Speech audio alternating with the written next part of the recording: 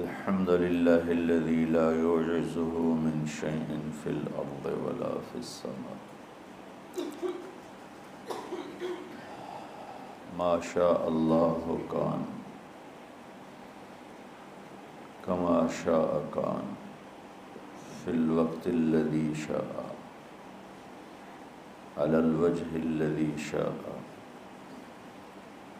من غير زيادة ولا ونقصان ولا تقدم ولا تأخر لكم ميعاد يوم لا تستأخرون عنه ساعة ولا تستقدمون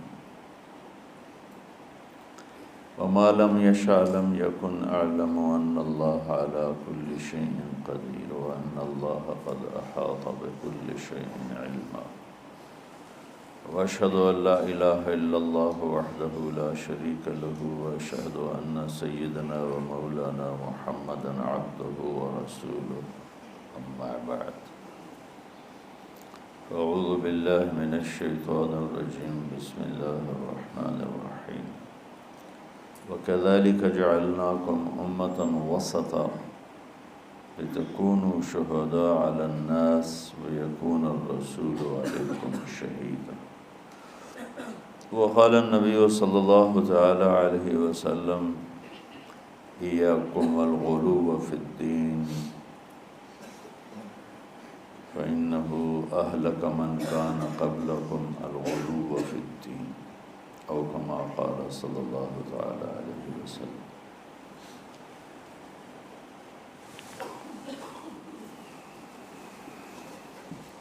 میں نے ابھی ایک آیت پڑھی آپ کے سامنے کہ اللہ تعالیٰ فرماتے ہیں کہ ہم نے تمہیں امت معتدل بنایا، وسطا۔ ایک ترجمہ اس کا امام طبری نے کیا ہے جو ہمارے تبلیغ والوں کے لیے بڑا، بلکہ پوری امت کے لیے، صرف تبلیغ والوں کے لیے کیوں، پوری امت کے لیے وہ ایک پیغام ہے کہ انہوں نے ایک ترجمہ یہ کیا ہے کہ ہم نے تمہیں امت واسطہ بنایا۔ دو چیزوں کو ملانے کے لیے درمیان میں جو چیز ہوتی ہے اس کو واسطہ کہتے ہیں۔ جیسے یہ مائک میرے اور آپ کے درمیان، یہ جو بھی آگے سن رہے ہیں، واسطہ ہے۔ یہ دو چیزوں کو ملا رہا ہے، مجھے اور آپ کو ملا رہا ہے آواز کو بلند کر کے۔ تو امام طبری نے اس کا ترجمہ، ایک ترجمہ یہ کیا ہے، یہ بھی کیا ہے امت معتدل بنایا ہے۔ یہ تو تمام مفسرین نے اس کا یہ ترجمہ کیا۔ امام طبری نے ایک ترجمہ یہ کیا ہے کہ ہم نے تمہیں امت واسطہ بنایا ہے۔ جیسے پہلے انبیاء آتے تھے اور وہ واسطہ ہوتے تھے اللہ اور بندوں کے درمیان، کہ لوگ اللہ کو نہیں جانتے تو ایک نبی آتا ہے، رسول آتا ہے، وہ لوگوں کو اللہ کا تعارف کرواتا ہے اور اللہ سے ان کو ملا دیتا ہے، اللہ کے سامنے انہیں جھکا دیتا ہے اور انہیں صراط مستقیم پہ کھڑا کر دیتا ہے۔ اب ہمارے نبی پاک صلی اللہ علیہ وسلم کے بعد کوئی نبی نہیں آئے گا، تو لہٰذا اے امت محمد اب تم واسطہ ہو۔ ہمارے ذمے ہے، جو تبلیغ والے کر رہے ہیں، ہمارے ذمے ہے کہ ہم اب اللہ کے پیغام کو لوگوں تک پہنچائیں اور ہم واسطہ بنیں بندوں اور بندوں کے رب کے درمیان۔ یہ بہت خوبصورت ترجمہ ہے۔ جتنی تفسیریں میں نے دیکھی اس میں مجھے سوائے طبری کے اور کہیں نہیں ملا، اور آپ کے شاید علم میں ہوگا کہ طبری پہلی تفسیر ہے جو امت میں لکھی گئی، ابن جریر طبری رحمۃ اللہ علیہ۔ تو اللہ تعالیٰ نے ہمیں امت واسطہ بنایا ہے۔ کوئی تبلیغ میں نہیں جا رہا یا جا رہا ہے، امت ہے تو ہم امت واسطہ ہیں۔ نماز سب پہ فرض ہے، بہت تھوڑے سے لوگ پڑھتے ہیں، تو جو نہیں پڑھتے ان کی معافی تو کوئی نہیں۔ زکوٰۃ بہت تھوڑے لوگ دیتے ہیں، جو نہیں دیتے ان کو معاف تو نہیں ہے۔ تو ایسے ہی میرے عزیزو، اللہ کا پیغام پہنچانا، اللہ سے لوگوں کو ملانے کی کوشش کرنا، یہ ساری امت کے ذمے ہے۔ بہت تھوڑے سے لوگ کر رہے ہیں، بے شمار امت ہے جو بھول چکی ہے، اور بھولنا بھی بھول چکے ہیں۔ مدت ہوئی صیاد نے چھوڑا بھی تو کیا، تاب پرواز نہیں راہ چمن یاد نہیں۔ مجھے یہ شعر بڑا فٹ آتا ہے کہ ایک شکاری چھوٹے سے پرندے کو گھونسلے سے اٹھا کے لے آتا ہے، اور اگر اپنے پنجرے میں ڈال دیتا ہے، جب اس پرندے کی شعور کی آنکھ بیدار ہوتی ہے تو اپنے آپ کو ایک پنجرے میں دیکھتا ہے، اور ایک کوٹھالی میں اس کے لیے دانہ پڑا ہوتا ہے، ایک میں پانی ہوتا ہے۔ بس وہ وہاں سے دانہ اٹھاتا ہے، وہاں سے پانی کے چند قطرے لیتا ہے، اور وہیں پھڑ پھڑا کے بیٹھ جاتا ہے۔ اور جب اس کی آنکھ ہی وہیں کھلی تو اس کی ذہنیت اور اس کا جو مائنڈ سیٹ تھا وہ فکس ہو گیا کہ بس یہی میرا جہان ہے، یہی میری دنیا ہے۔ جب وہ پرندہ جوان ہو گیا تو شکاری نے ایک دن دروازہ کھولا پنجرے کا، کہا اپنے چمن کو لوٹ جا، اپنے جنگل کو لوٹ جا۔ تو وہ آگے کہتا ہے تاب پرواز نہیں، مجھ سے تو اڑا ہی نہیں جاتا، اور اگر میں اڑ بھی جاؤں تو راہ چمن یاد نہیں، مجھے تو یاد ہی نہیں تم مجھے کہاں سے لائے ہو، تو میں کدھر جاؤں، میں اتھے ہی رہن دے۔ تو اس وقت امت محمد صلی اللہ علیہ وسلم دکانوں کے پنجرے میں، فیکٹریوں کے پنجرے میں، میلوں کے پنجرے میں، زراعت کے پنجرے میں، کاروبار زندگی کے پنجرے میں ایسی بند ہوئی ہے، بس صبح گھر سے اپنے کام پر، کام سے گھر پر، گھر سے دکان پر، دکان سے گھر پر، یہ سارا ماحول ہے۔ اب جب انہیں کہتے ہیں کہ بھائی تمہیں اپنے چمن کو لوٹو، تمہیں تو دنیا میں اللہ کا پیغام سنانا ہے، تو کہتے ہیں تاب پرواز نہیں راہ چمن یاد نہیں۔ تو آج جو میں تھوڑی بات کرنا چاہتا ہوں وہ دوسرے معنی پر ہے، وَكَذَلِكَ جَعَلْنَاكُمْ أُمَّةً وَسَطًا، ہم نے تمہیں امت معتدل، درمیان والی امت بنایا۔ اچھا، یہ جو آیات کی نمبرنگ ہوئی ہے یہ بہت بعد میں ہوئی ہے۔ اللہ کے نبی کے دور میں یہ آیات کو نمبر نہیں لگے ہوئے تھے، اور اس طرح ایک ایک آیت الگ نہیں کی گئی تھی۔ بعد کے علماء نے اپنی محنت کوشش سے یہ آیات کا عدد تعداد مقرر کیا۔ سورہ بقرہ کی 286 آیات ہیں۔ امتاً وسطا، درمیان والی امت۔ جب علماء سورہ بقرہ کی آیات بنا رہے تھے تو ان کے سامنے تو پیچھے سے چلے آ رہے ہیں، امتاً وسطا ان کے سامنے تو اس وقت آیا جب وہ یہاں پہنچے، تو یہ بڑی حیرت اور قدرت خداوندی کی یہ ایک تصویر ہے کہ وَكَذَلِكَ جَعَلْنَاكُمْ أُمَّةً وَسَطًا، آیت نمبر 146 ہے، اور 146 وسط 286 ہے۔ 146 جمع 146 کتنے ہو گئے؟ ہاں مولویانو حساب تھوڑا ہی عمدہ ہے۔ ہاں کتنے ہو گئے؟ 200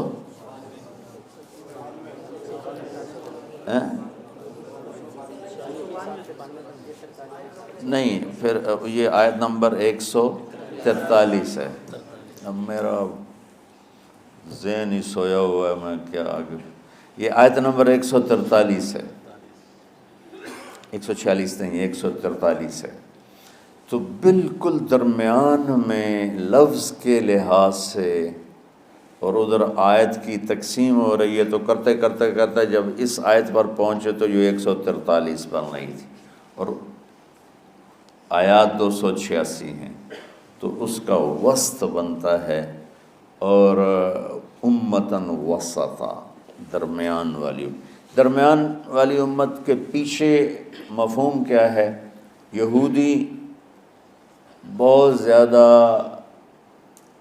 حرص و ہوس کا شکار ہوئے دنیا کے لیے.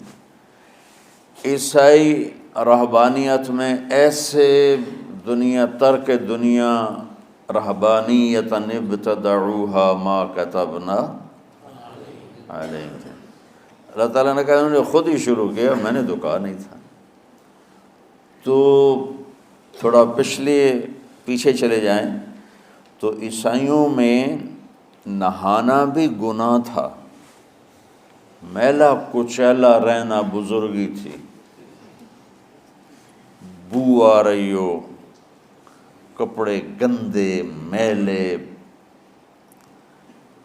زبردستی اپنے اوپر اس قسم کے مجاہدے ڈالنا. تو اللہ کا رہبانیتاً ابتدعوها ما كتبنا علیہم. میں تو اسی آپ پہ شروع کی تھی، میں تو نہیں تو واقعہ. جب اسپین پہ قبضہ ہوا عیسائیوں کا، تو سب سے پہلے جو انہوں نے کام کیا، سارے ملک میں جتنے تھے حمام غسل خانے وہ سارے گرا دیے.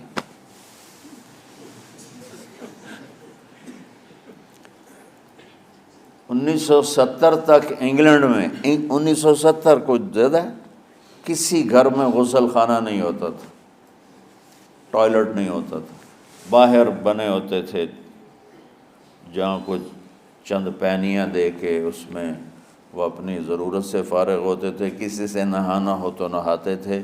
یہ جب نئی جدید تعلیم آئی تو پھر یہ ان کے اندر تبدیلی آئی، ورنہ گندے رہنا، میلے کچیلے رہنا، شادی نہیں کرنی، دنیا سے بیزاری کے مختلف طریقے، اپنے آپ کو تکلیف دینا، یہ بزرگی کی شان سمجھا جاتا تھا. تو اسپین پہ جب قبضہ ہوا عیسائیوں کا تو سب سے پہلے انہوں نے 2 کام کیے. ایک سارے غسل خانے حمام توڑ دیے، اور جتنے کتب خانے تھے سارے جلا دیے. لاکھوں کتابوں کے ذخیرے تھے اسپین میں علماء کے، علامہ قرطبی جیسے، ابن عربی جیسے جہاں پیدا ہوئے ہوں، بقی ابن مخلد جیسے جہاں پیدا ہوئے ہوں. تو ان کا میں وہ قرطبہ کی جامع مسجد دیکھنے گیا تو بس میری آنکھ نہیں، میرا دل رو رہا تھا، دل کے آنسو نکل رہے تھے کہ وہ مسجد جس میں 700 سال قال اللہ وقال الرسول چلتا رہا، وہاں درمیان میں گرجا بنا ہوا تھا اور بت ہر طرف رکھے ہوئے تھے، اور ایک بہت بڑی تصویر لگی ہوئی تھی جس میں ابو عبداللہ جو آخری بادشاہ تھا غرناطہ کا، وہ فرڈینینڈ جس نے غرناطہ فتح کیا اس کو چابیاں پیش کر رہا تھا. تو اور اس کی بیوی ملکہ ایزابیلا اور فرڈینینڈ یہ دونوں ایسے کھڑے ہیں، اور ابو عبداللہ وہ ایک تصوراتی خاکہ تھا، وہ یوں غرناطہ شہر کی چابیاں پیش کر رہا ہے. یعنی بہت ہائی لائٹ کر کے بہت بڑی تصویر لگائی ہوئی تھی.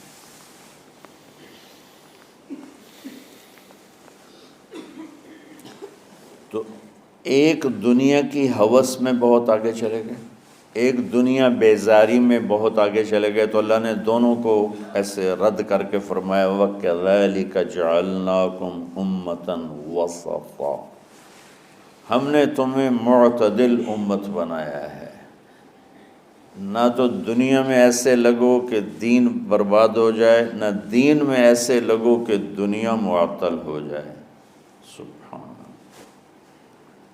یعنی آپ کو ایک حدیث سناتا ہوں، من طلب الدنیا حلالا، جس نے دنیا کمائی حلال، کاروبار کیا، نوکری کی، تجارت کی، زراعت کی، کوئی بھی ریڑھی لگائی، چھابا لگایا، سائیکل پہ منیاری بیچی، جو بھی کیا، من طلب الدنیا حلالا، جس نے دنیا کو طلب کیا حلال راستے سے، سعیاً علی اہلہ، اب بھائی کیوں کماتے ہو؟ کہا جی بچوں کو کھلانا ہوتا ہے اس لیے۔ تعطفاً علی جارہ، کیوں کماتے ہو؟ کہا جی کچھ اللہ کے غریب بندے ہوتے ہیں ان پر خرچ کرتا ہوں۔ استعفافاً عن المسئلہ، کیوں کماتے ہو؟ کہا جی کسی سے سوال نہ کرنا پڑے۔ تو 4 باتیں میرے نبی فرما رہے ہیں، رزق حلال کمایا، بچوں پر خرچ کرنے کے لیے کمایا، غریبوں پر خرچ کرنے کے لیے کمایا، اور سوال سے بچنے کے لیے کمایا۔ اس میں کوئی نماز، روزہ، حج، زکوٰۃ، تہجد، تبلیغ، جہاد کا کوئی ذکر ہے نہیں ہے۔ اچھا، جس نے ان 4 شرطوں کے ساتھ دنیا کو کمایا تو کیا ہوگا بھائی؟ تو فرمایا لقی اللہ یوم القیامہ ووجہہ مثل القمر لیلۃ البدر، قیامت کے دن یہ اللہ کے دربار میں ایسے پیش ہوگا کہ اس کا چہرہ 14ویں رات کے چاند کی طرح چمک رہا ہوگا۔ اللہ نے ہمیں ایسا دین عطا فرمایا۔ حضرت سعد بن معاذ رضی اللہ تعالیٰ عنہ آپ کی محفل میں بیٹھے ہوئے تھے، تو وہ دہاڑی کرتے تھے، مزدوری کرتے تھے اپنے باغ میں خود ہی۔ تو آپ کے ان کے ہاتھوں پہ نظر پڑی تو ہاتھوں میں مزدوروں کے نا ہاتھ سخت ہو جاتے ہیں، بہت ہارڈ ہو جاتے ہیں، وہ کسی چلا چلا کے ہاتھوں سے کام کر۔ تو آپ نے دیکھا تو ان کے ہاتھ بڑے سخت۔ تو آپ نے ان سے پوچھا سعد یہ تیرے ہاتھوں کو کیا ہے؟ کہا یا رسول اللہ خود ہی مزدوری کرتا ہوں بچوں کا پیٹ پالنے کے لیے، تو وہ کام کرتے کرتے میرے ہاتھ ایسے ہو گئے ہیں، ٹھیک ہے، تہجد پڑھتے پڑھتے میرے ہاتھ ایسے ہو گئے ہیں، ذکر کرتے کرتے، روزے رکھتے رکھتے، حج کرتے کرتے، عمرے کرتے کرتے، یہ بہت بڑے اعمال ہیں، میں ان کی کوئی تضحیق نہیں کر رہا ہوں، نفی نہیں کر رہا ہوں، دین کے کسی عمل کو چھوٹا نہیں سمجھنا چاہیے، لیکن ایک مائنڈ سیٹ بن چکا ہے ہمارے ہاں کہ بس یہی دینداری ہے۔ یہ کوئی عمرے کر رہا ہے، کوئی حج کر رہا ہے، کوئی دیگیں چڑھا رہا ہے، تو اس کو دینداری ہے بھی صحیح، اس میں بھی کوئی شک نہیں، ہے بھی صحیح، لیکن ادھوری دینداری ہے۔ مکمل دینداری بنتی جب اس کے ساتھ دنیا کے معاملات اور اخلاقیات درست ہوتے ہیں، پھر جا کے وہ مکمل دین بنتا ہے۔ تو آپ نے دیکھو میری طرف، آپ نے سعد کا ہاتھ یہاں سے پکڑا اور سب کو دکھا کے اس کو بوسہ لیا، یوں، پھر ان کا ہاتھ یوں دکھا کے فرمایا کہ بچوں کو حلال کھلاتے ہوئے، حلال حلال حلال، رشوت، سود، چوری، ڈاکہ، حرام، یہ نہیں، حلال، بچوں کو حلال کھلاتے ہوئے جو ہاتھ ایسا ہو جاتا ہے اس پہ جہنم کی آگ حرام ہو جاتی۔ وَكَذَلِكَ جَعَلْنَاكُمْ، بولو، أُمَّةً وسط، کہ ہم نے تمہیں معتدل، اعتدال والی دنیا امت بنایا ہے، نہ دنیا میں ایسے لگو کہ دین برباد ہو جائے، نہ دین میں ایسے لگو کہ دنیا معطل ہو جائے۔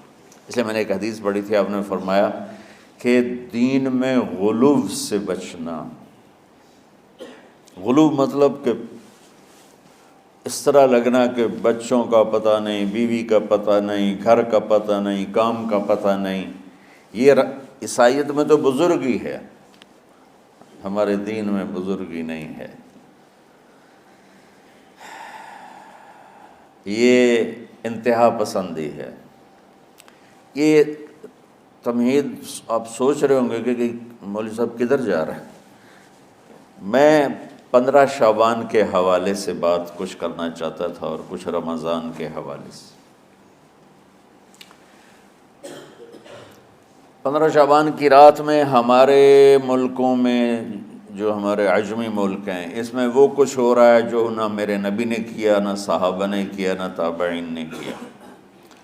عجیب و غریب عبادات گھڑ لی ہیں، عجیب و غریب اس کے اعمال بنا لیے ہیں اپنی طرف سے، اور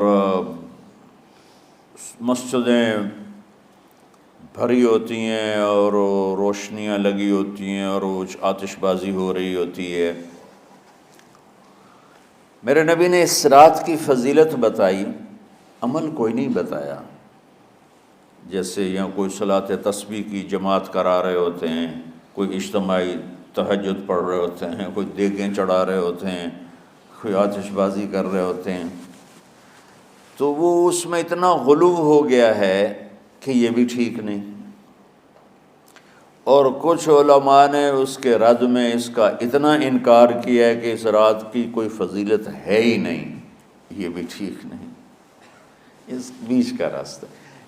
اس رات کی فضیلت میں جتنی احادیث ہیں وہ ضعیف ہیں، لیکن اتنی کثرت سے ہیں کہ ان سب کا مل کر جمع ہو کر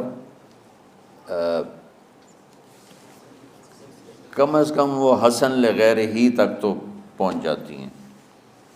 اور ابن عثیمین رحمۃ اللہ علیہ نے بھی یہ لکھا ہے کہ زیادہ سے زیادہ ان احادیث کے مجموعے سے، چونکہ اگرچہ ضعیف ہیں لیکن کافی زیادہ ہیں، تو وہ حسن لغیر ہی تک پہنچ جاتی ہیں.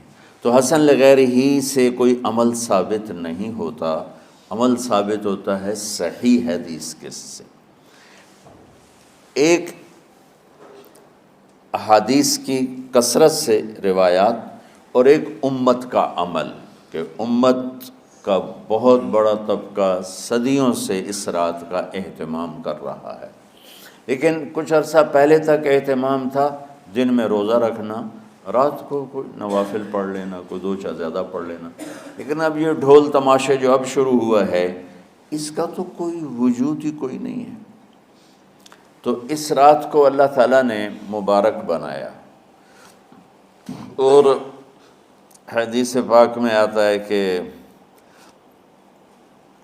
اللہ تعالیٰ اس رات میں ساری دنیا کے لوگوں کی بخشش فرماتا ہے سوائے 5 آدمیوں کے.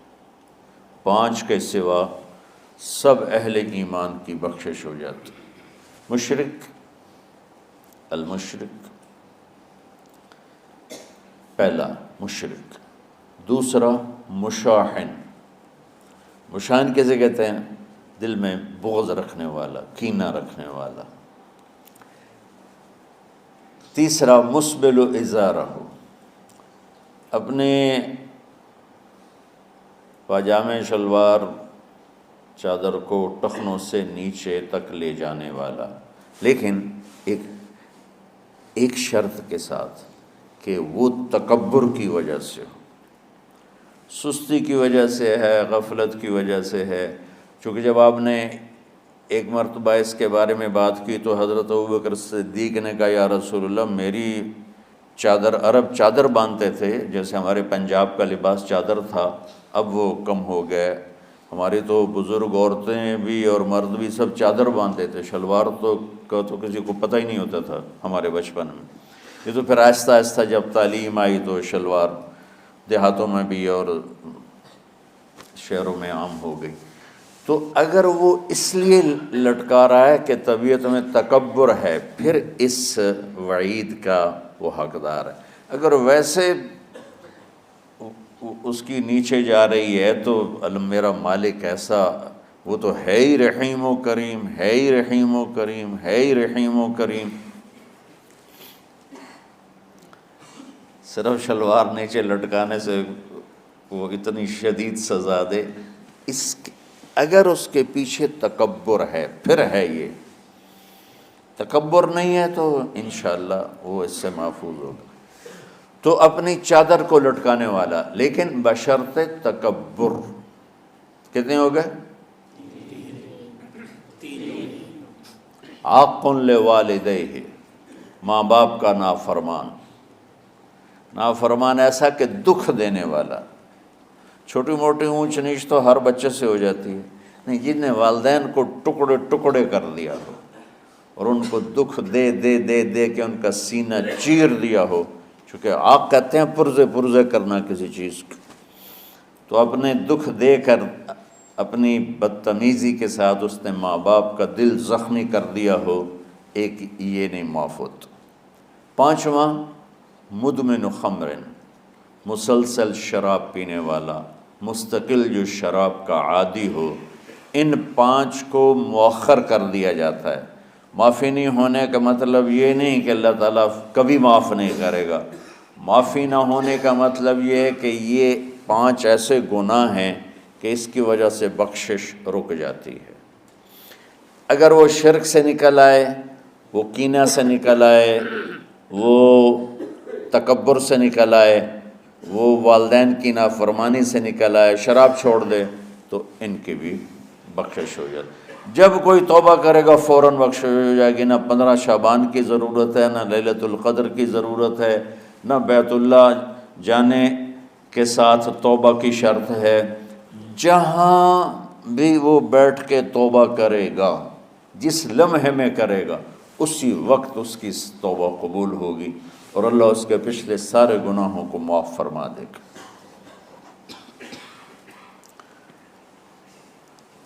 دن کا روزہ، رات کا قیام، زیادہ قیام سے مراد نوافل ہیں، کوئی گھر میں پڑھ لے، کوئی مسجد میں پڑھ لے۔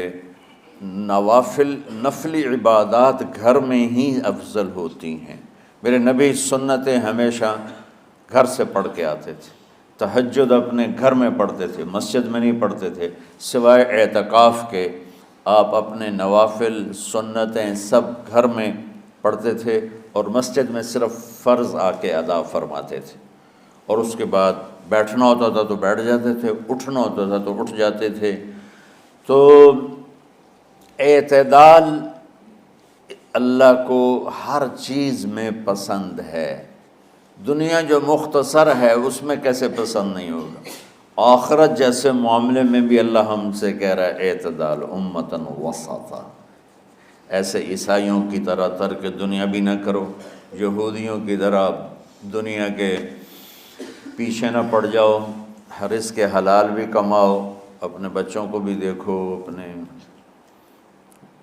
فرائض کو بھی دیکھو جو دنیاوی ہیں، اور اللہ سے بھی اپنا معاملہ ٹھیک کرو اور درست کرو۔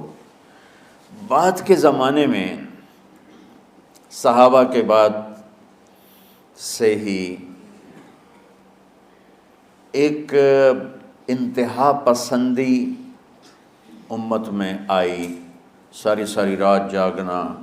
فلاں بزرگ تھے، وہ رسے سے اپنے بالوں کو باندھ لیتے تھے کہ نماز پڑھتے پڑھتے جب نیند آئے اور جھٹکا لگے تو رسے سے بندھے ہوئے بالوں سے اس جھٹکے سے تکلیف ہو اور ان کی آنکھ کھل جائے اور پھر نفلوں میں شروع ہو جائے۔ ایک فلاں بزرگ تھے، وہ اپنے آنکھوں میں نمک کا سرما لگاتے تھے تاکہ آنکھیں جل جائیں، اس میں وہ جلن پیدا ہو جائے اور نیند اڑ جائے۔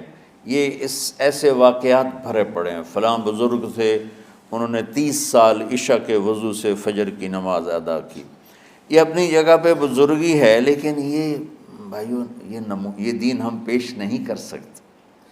فلاں بزرگ تھے، وہ 30 سال سے ستو کھا رہے تھے کہ روٹی کھانے اور ستو کھانے میں 70 دفعہ سبحان اللہ کا فرق پڑ جاتا ہے، تو روٹی کھائیں تو 70 دفعہ سبحان اللہ کم کہہ سکتے ہیں، اور ستو کھائیں تو 70 دفعہ سبحان اللہ زیادہ کہہ سکتے ہیں۔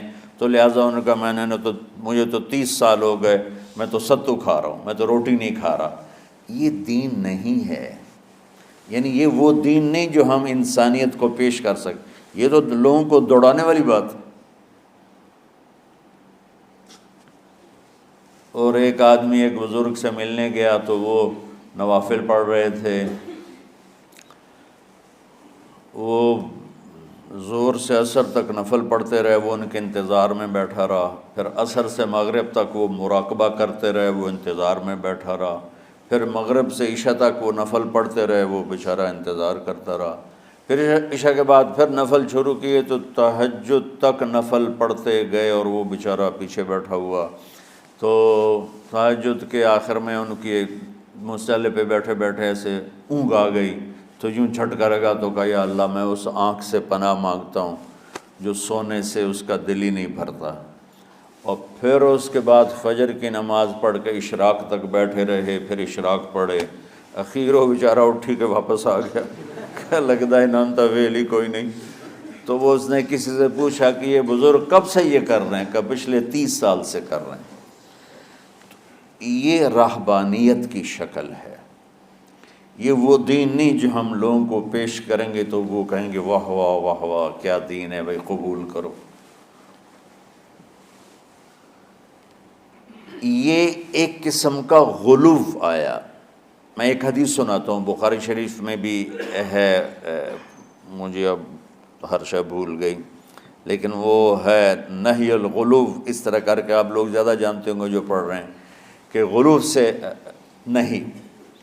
حدیث آپ کو سب کو یاد ہوگی کہ 3 صحابہ آئے اللہ کے نبی کے گھر اور پوچھا کہ اللہ کے نبی رات کیسے گزارتے ہیں؟ تو گھر والوں نے کہا سوتے بھی ہیں، جاگتے بھی ہیں، کھاتے بھی ہیں۔ تو وہ تینوں آپس میں کہنے لگے وہ تو نبی ہیں، سوئیں بھی تو کوئی بات نہیں، اور شادی ہے کوئی بات نہیں، ہم تو نبی نہیں، ہمیں تو کچھ کرنا چاہیے۔ ایک نے کہا کہ میں ساری زندگی روزہ نہیں چھوڑوں گا، ایک نے کہا کہ میں ساری زندگی سوؤں گا نہیں، ایک نے کہا میں ساری زندگی شادی نہیں کروں گا۔ تو دیکھنے میں تو واہ واہ کیا بڑی بزرگی ہے بھائی، بڑے بزرگ ہیں۔ ہمارے نبی کو پتہ چلا آپ نے تینوں کو بلا لیا، کہا تم مجھ سے زیادہ اللہ سے ڈرنے والے ہو، میں تم سے انا اتقاکم یا اخشاکم، الفاظ آپ لوگ کو زیادہ یاد ہوں گے لیکن مفہوم میں صحیح پیش کر رہا ہوں۔ آپ نے کہا میں تم سے زیادہ اللہ کو جانتا ہوں، تم سے زیادہ اللہ سے ڈرتا ہوں، میں سوتا بھی ہوں، میں کھاتا بھی ہوں، میں روزے بھی رکھتا ہوں، میں چھوڑ بھی دیتا ہوں، میری بیویاں بھی ہیں، میں اپنی بیویوں کے پاس بھی جاتا ہوں۔ تم دین میں غلو سے بچو، پہلے امتوں کو ہلاک کر دیا دین میں غلو۔ دنیا میں غلو یعنی انتہا پسندی، ایکسٹریمسٹ ہونا، دنیا ہو یا دین ہو، دونوں میں اعتدال بچو، اللہ تعالیٰ کو پسند ہے۔ تو شعبان کے حوالے سے ایک علماء کا طبقہ اتنا رد میں گیا کہ ایسی نفی کر دی کہ جیسے ہے ہی کچھ نہیں، یہ بھی غلط ہے۔ ایک طبقہ وہ ہے جو پتہ نہیں کیا کچھ کرتا ہے شب برات کے نام پر، وہ بھی غلط۔ ساری حدیثوں کو ملا کر روزہ اور رات کا قیام، کہ رات کو اٹھ کے کچھ اللہ کو یاد کر لو۔ اب اس آیت میں بعض مفسرین سے غالباً بھول ہوئی، حامیم والکتاب المبین انا انزلناہ فی لیلۃ مبارکۃ انا کنا منذرین فیہا یفرق کل امر حکیم امرا من عندنا انا کنا مرسلین۔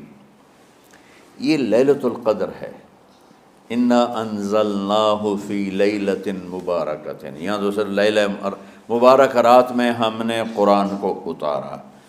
دوسری آیت کو جوڑو، انا انزلناہ فی لیلۃ القدر، ہم نے قرآن کو لیلۃ القدر میں اتارا۔ تو وہ آیت اس آیت کا ترجمہ کر رہی کہ لیلۃ مبارک سے مراد لیلۃ القدر ہے، 15 شعبان نہیں۔ لیکن بعض مفسرین جو بڑے لوگ ہیں، لہذا ہم سب کا ادب احترام کرتے ہیں، لیکن رائے کا اختلاف وہیں بڑے علماء میں ہی ہے، تو اسی کو میں آپ کے سامنے نقل کر رہا ہوں، کوئی اپنی رائے نہیں دے رہا ہوں۔ تو ان سے یہ صاف ہو گیا کہ انہوں نے اس کو 15 شعبان بنا دیا۔ یہ 15 شعبان کی رات نہیں ہے، یہ لیلۃ القدر ہے، کہ جس میں وہ پورے سال کے احکام اعلان کر دیے جاتے ہیں، وہ شب قدر ہے۔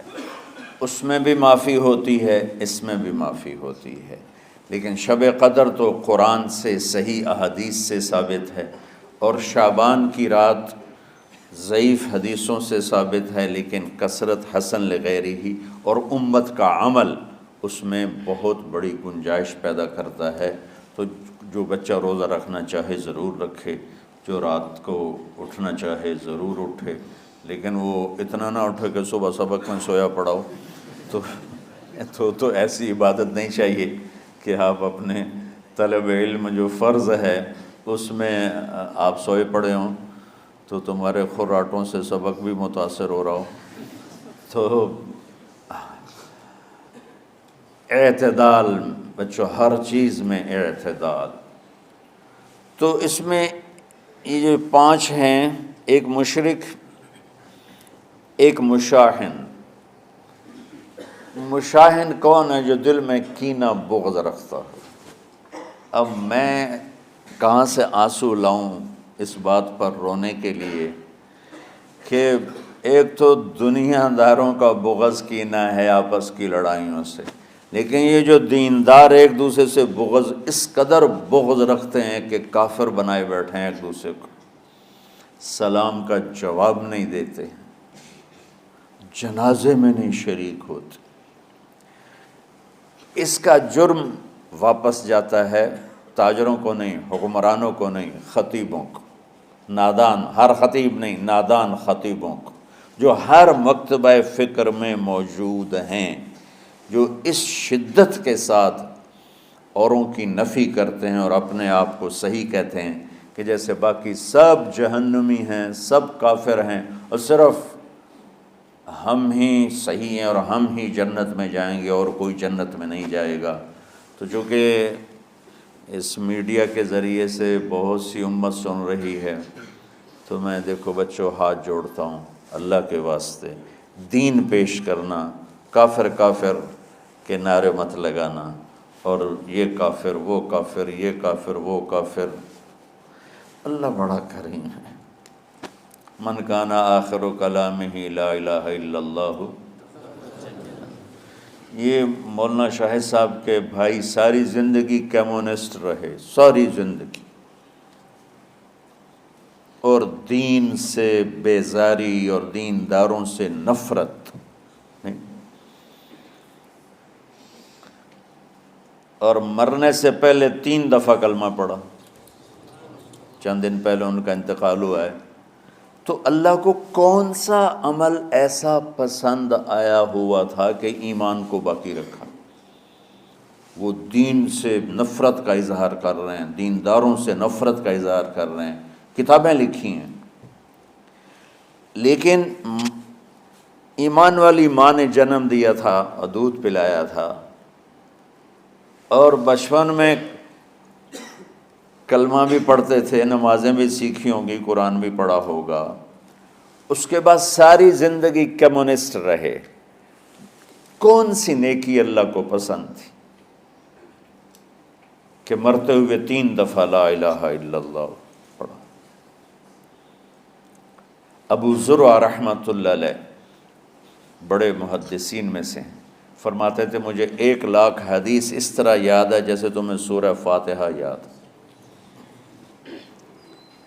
وہ انتقال کر رہے تھے، بے ہوش تھے، تو ان کے پاس ان کے شاگرد اور محدثین بیٹھے تھے کہ استاد جی کو کلمہ کیسے پڑھائیں، تو ہوش ہی کوئی نہیں، اور بے ہوشی میں کیا ہوش میں بھی ہو کوئی تو اس کو یوں سیدھا نہیں کہتے کلمہ پڑھو، بلکہ اس کے پاس بیٹھ کے لا الہ الا اللہ، لا الہ الا اللہ پڑھتے ہیں کہ کہیں وہ کہنے سے انکار نہ کر دے۔ تو کلمہ پڑھے بغیر بھی ایمان پہ موت آتی ہے۔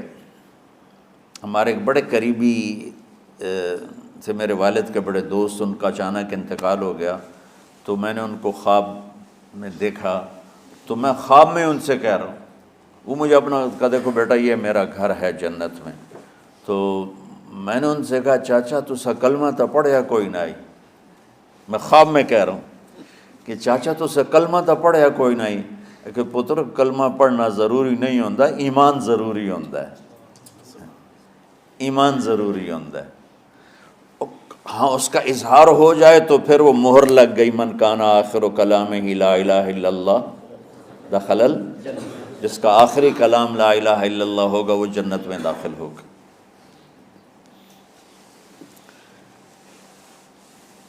باقی ایمان پہ خاتمہ، اچانک موت ہو جاتی ہے، پتہ ہی نہیں چلتا، بے ہوشی میں موت آتی ہے، کچھ بولا ہی نہیں جاتا ہے، تو اصل بخشش تو ایمان پہ خاتمہ ہے اللہ کے فضل و کرم سے۔ لیکن جو یوں کھل کے کہے گا تو وہ تو اوروں کو گواہ بنا گیا۔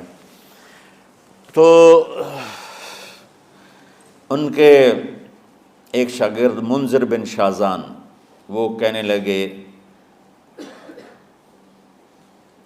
حدثنی ضحاک بن مخلد عن ابی عاصم عن عبد الحمید بن جعفر عن صالح بن ابی غریب۔ یہ سند پڑھ کے چپ ہو گئے، آگے نہیں چلے۔ تو ابو حاتم بیٹھے تھے، وہ بولے اونچی آواز میں، اور وہ ابو زرع بے ہوش پڑے ہوئے ہیں، حدثنی بندار عن ابی عاصم عن عبد الحمید بن جعفر عن صالح بن ابی غریب، اور خاموش ہو گئے۔ سبحان اللہ، وہ شخصیت بے ہوش پڑی ہے لیکن ساری زندگی حدیث پڑھائی ہے، کانوں میں آواز تو جا رہی ہے، دماغ اس کو کیچ نہیں کر رہا، لیکن لاشعور بے ہوش نہیں ہوتا، شعور بے ہوش ہوتا ہے۔ وہ لاشعور میں پہنچتی ہے اور شعور کو بیدار کیے بغیر ان کی زبان کو چلاتی ہے۔ انہوں نے بے ہوشی میں کہا حدثنی ابو عاصم، یہ ایک واسطہ اوپر ہیں ابو زرع ان سب سے، بندار عن ابی عاصم، ضحاک عن ابی عاصم، تو انہوں نے فرمایا حدثنی ابو عاصم عن عبد الحمید ابن جعفر عن صالح ابن ابی غریب۔ یہاں باقی دو خاموش ہو گئے تھے، وہ آگے چلے، عن کثیر ابن مرۃ الحضرمی عن معاذ ابن جبل رضی اللہ عنہ قال قال رسول اللہ صلی اللہ علیہ وسلم من کان آخر کلامہ لا الہ الا اللہ دخل الجنہ او قال حرمہ اللہ علی النار، اور ساتھ ہی جان نکل گئی۔ کہ سند وہ آدھی پڑھ کے خاموش ہو گئے تھے، یہ آگے پڑھتے پڑھتے پڑھتے پڑھتے اللہ کے نبی تک پہنچ کے فرمایا کہ میرے نبی نے فرمایا کہ جس کا آخری کلام لا الہ الا اللہ ہوگا وہ جنت میں داخل ہوگا، یا اللہ اس پہ جہنم کو حرام کر دے گا۔ تو میرے عزیزو، اللہ کے واسطے تمام مکاتب فکر کے مسلمانوں سے اپنے دل کو بغض سے پاک کرو، کینہ سے پاک کرو، حسد سے پاک کرو، نفرت سے پاک، اختلاف کرو۔ میری ایک رائے ہے لیکن میں کبھی ممبر پر اپنی رائے پیش نہیں کرتا ہوں، خاص طور پر عقائد، اعمال، ترجیحات کے بارے میں میں دین پیش کرتا ہوں۔ رفع یدین کرنے کی بھی حدیثیں موجود ہیں، نہ کرنے کی بھی موجود ہیں، اور لڑی جاندے دونوں پاسا دے مناظر لڑی جاندے، لڑی اور اللہ دا واسطہ ہی نے دنیا برباد ہو گئی تو انہوں رفع یدین دی پئی کرو، افضل ہے، یہ افضل کی بات چلی، نہ کرو افضل ہے۔ ہم جو نہیں کرتے تو ہم کہتے ہیں کہ افضل ہے نہ کرنا، کرنا چاہو تو کر لو، کوئی مسئلہ نہیں، اور جو کہتے ہیں کرنا ہے وہ بھی کہتے ہیں افضل ہے کرنا، نہ کرو تو کوئی۔ یہ امت برباد ہو رہی ہے، یہ چھوٹی چھوٹی باتوں پہ مناظرے ہو رہے ہیں۔ میں نے ایک مناظرہ سنا تو مجھے بڑی تکلیف ہوئی ہے، اس پر سوشل میڈیا پر رفع یدین پہ ہو رہا تھا، ادھر دیوبندی تھے، ادھر اہل حدیث سے، اور لڑی جاندے لڑی، اخیر مناظرہ ہوندہ ہے، ایک دونوں گالی کٹ کے اٹھی جاندے۔ یہ امت برباد ہو رہی۔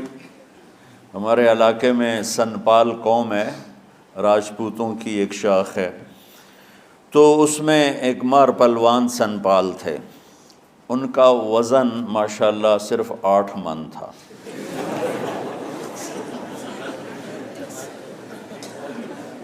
تو وہ 2 نوکر ہمیشہ ان پر، وہ بہت بڑے ذمہ دار تھے، 20-25 مربع کے مالک تھے۔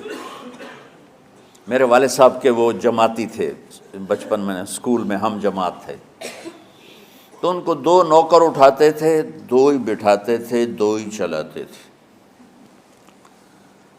اس کے بغیر وہ ہلتے ہی نہیں تھے۔ ہمارے بچپن میں ریچھ کتے کے مقابلے ہوتے تھے، ایک بہت بڑا یہ شغل ہوتا تھا، ریچھ اور کتوں کی لڑائی۔ شکر ہے اب اس ظالمانہ کھیل پر گورنمنٹ نے پابندی لگائی، تو جس نے بھی لگائی بہت اچھا کیا۔ تو دیکھو مجھے کیا یاد آ گئی، کتنی پرانی بات۔ اور مجھے ایک وہ ریچھ والا یاد آ گیا، ودھو دا ریچھ، ودھو والا ریچھ، وہ بہت بڑا ریچھ تھا، کھڑا ہوتا تھا تو پورے آدمی کے برابر اس کا قد ہوتا تھا، میری آنکھوں کے سامنے وہ کھڑا ہوئے۔ تو ریچھ 2 طرح لڑتے تھے، میں آنکھوں دیکھا بتا رہا ہوں۔ ایک وہ جیسے ودھو دا ریچھ جڑائی، وہ کھڑا ہو جاتا تھا اور آنے والے کتوں کو تھپڑ مارتا تھا، ٹھو کتا وہ گیا، ادھر ٹھو کتا وہ گیا۔ اور کچھ ریچھ تھے جو بھاگتے ہوئے لڑتے، جو ذرا چھوٹے قد کے تھے، ذرا کمزور ہوتے، وہ کھڑے ہو کر نہیں لڑتے تھے، وہ بھاگتے تھے، بھاگتے بھاگتے تھپڑ مارا، بھاگتے بھاگتے کتا جو چک مارتا تھا تو وہ اس کو چھڑاتے تھے۔ تو کبھی کتے جیت جاتے، کبھی ریچھ۔ کبھی بہت نادر، یعنی بہت کم ایسا ہوتا تھا کہ وہ جو بھاگنے والے ریچھ ہوتے تھے نا، ان کا رسہ کھل جاتا تھا، تو پھر وہ ریچھ بھاگتا تھا جان بچانے کے لیے۔ تو مار پلوان رحمۃ اللہ علیہ،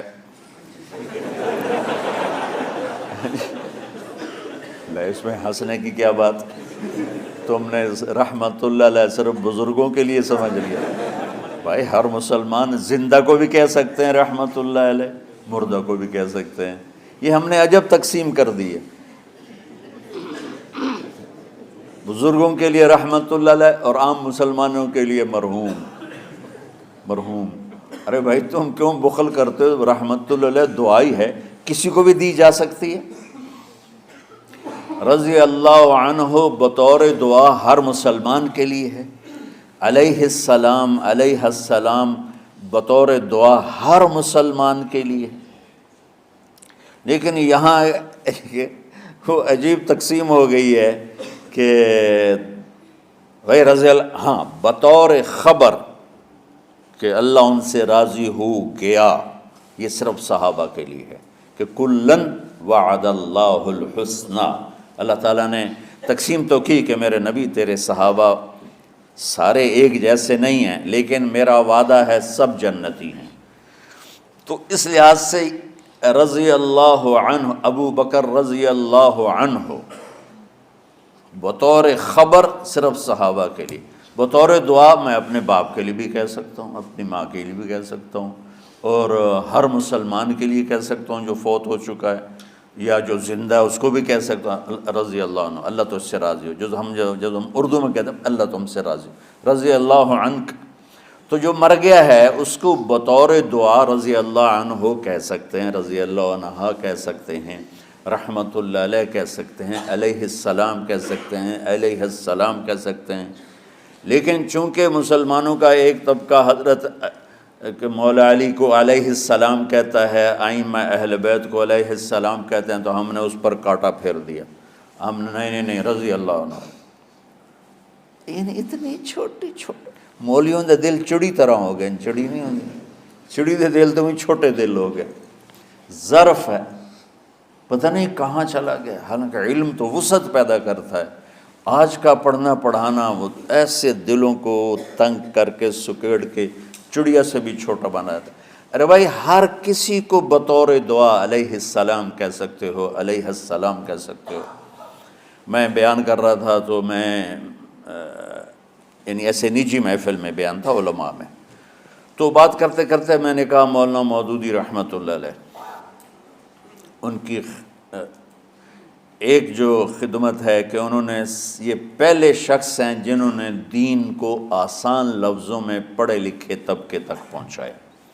اس سے پہلے جتنے علماء کی تحریریں ہیں وہ فارسی عربی کے الفاظ سے اتنی بھری ہوئی ہیں کہ کالج سکول کا طبقہ وہ پکڑ نہیں سکتا تھا۔ یہ پہلی شخصیت ہیں جن کی تعلیمات اور جن کی تحریروں نے لوگوں کو متاثر کیا۔ یہ ان کا مثبت پہلو ہے۔ انہوں نے دین کو سیاسی رنگ دے دیا، یہ منفی پہلو ہے، اس سے ہمیں اختلاف ہے، لیکن جو انہوں نے خیر کا کام کیا ہے اس کی تو تعریف کرنی چاہیے۔ تو بچوں میں تمہیں کیا بتاؤں کہ پستی کس حد تک پہنچ چکی ہے۔ ایک مولوی صاحب کھڑے ہو گئے میری بات کے بعد، کہنے کہ آپ نے مودودی صاحب کو رحمت اللہ علیہ کیوں کہا ہے؟ رحمت اللہ علیہ تو ناچنے والے کو بھی کہہ سکتے ہیں، شرابی کو بھی کہہ سکتے ہیں، طوائف کو بھی کہہ سکتے ہیں جو مر گئی رحمت اللہ علیہ رحمت اللہ علیہ، یہ تو دعا ہے۔ کہ یار میرے بچے اتنا بغض تو نہ رکھو کہ کسی مسلمان کے لیے رحمت اللہ علیہ کہنا بھی جرم بن جائے۔ بس یہ اس سے میں جو میں کہنا چاہتا تھا اس کی یہ وضاحت دے رہا ہوں۔ مار پہلوان رحمت اللہ علیہ سے یہ بات چھڑ گئی، وہ تشریف فرما تھے منجی پہ بیٹھے ہوئے، بدقسمتی سے وہ ریچھ تھا بھاگ کے لڑنے والا، وہ بھاگتے بھاگتے کبھی ادھر بھاگ رہا کبھی ادھر بھاگ رہا، رسہ ٹوٹ گیا۔ رسہ جو ٹوٹا تو ریچھ سیدھا مار پہلوان کی چارپائی کی طرف دوڑا۔ اب مار پہلوان نے پہلے تو انج ویکھیا بھی اوئے ایک ہی بنی، یہ تو رچھ آ رہا ہے۔ جس آدمی کو 2 نوکر اٹھاتے تھے بٹھاتے تھے، اس نے نوکروں کو نہیں بلایا دیر ہو جائے گی، خود ہی جمپ لگایا اور پیچھے بھاگا۔ آگے سادات کا گھر تھا تو بالکل قریبی، تو گھر میں بڑھ گیا اندر، تو اندر عورتوں نے کہا مار صاحب سیداں دا گھر ہے، سیداں دا گھر ہے، پردے والا گھر ہے، کہ مگر وہ رچھ سر لیندا تو انہوں پردے دی پئی تھی۔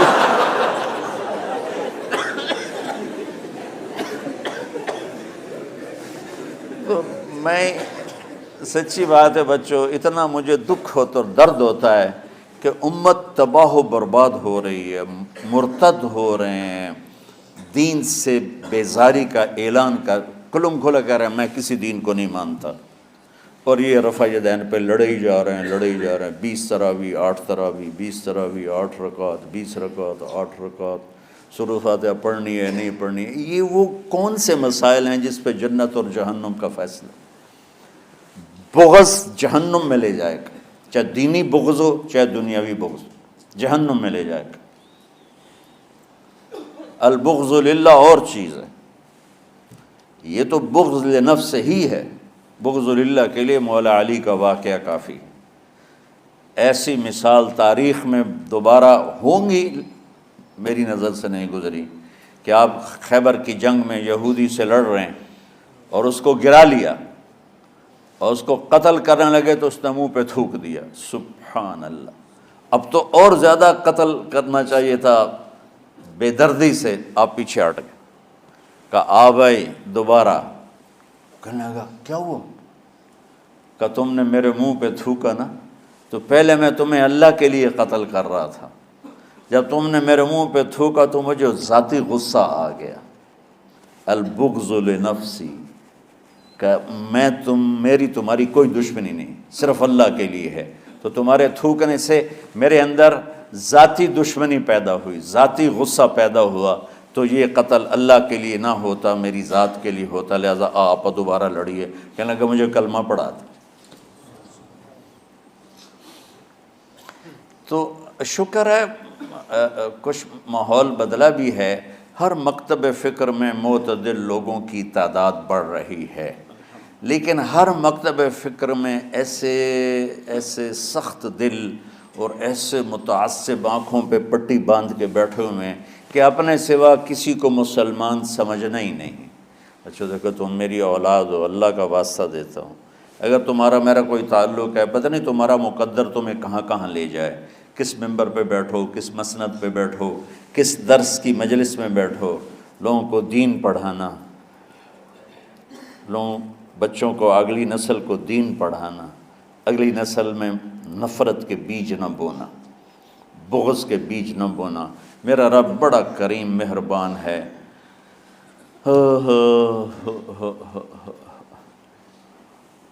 جواد وسیم صاحب آتے رہتے ہیں نا، یہ تو ماشاءاللہ یہ بہت بڑے اداکار تھے اسٹیج کے۔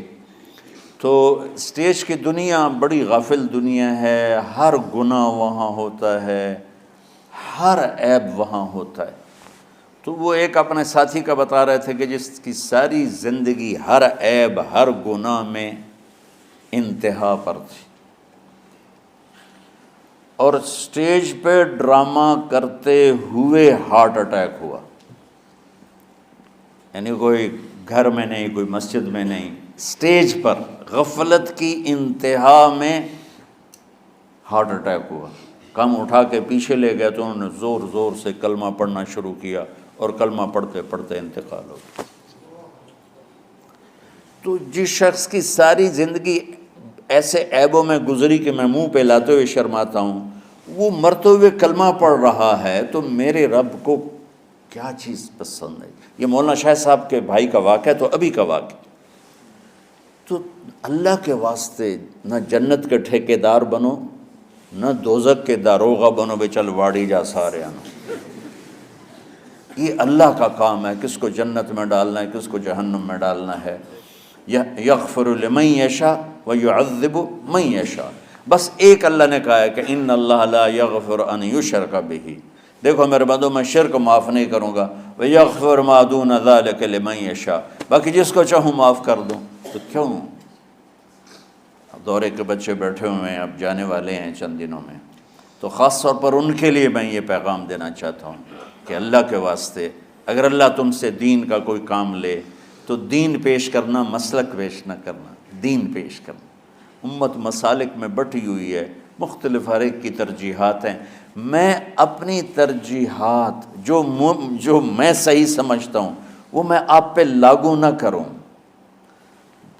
ایک مثال دے رہا ہوں کہ اس کی مثال کیا ہے کہ میں کہتا ہوں بچوں نماز پڑھو، ٹھیک، یہ تو ہے دین۔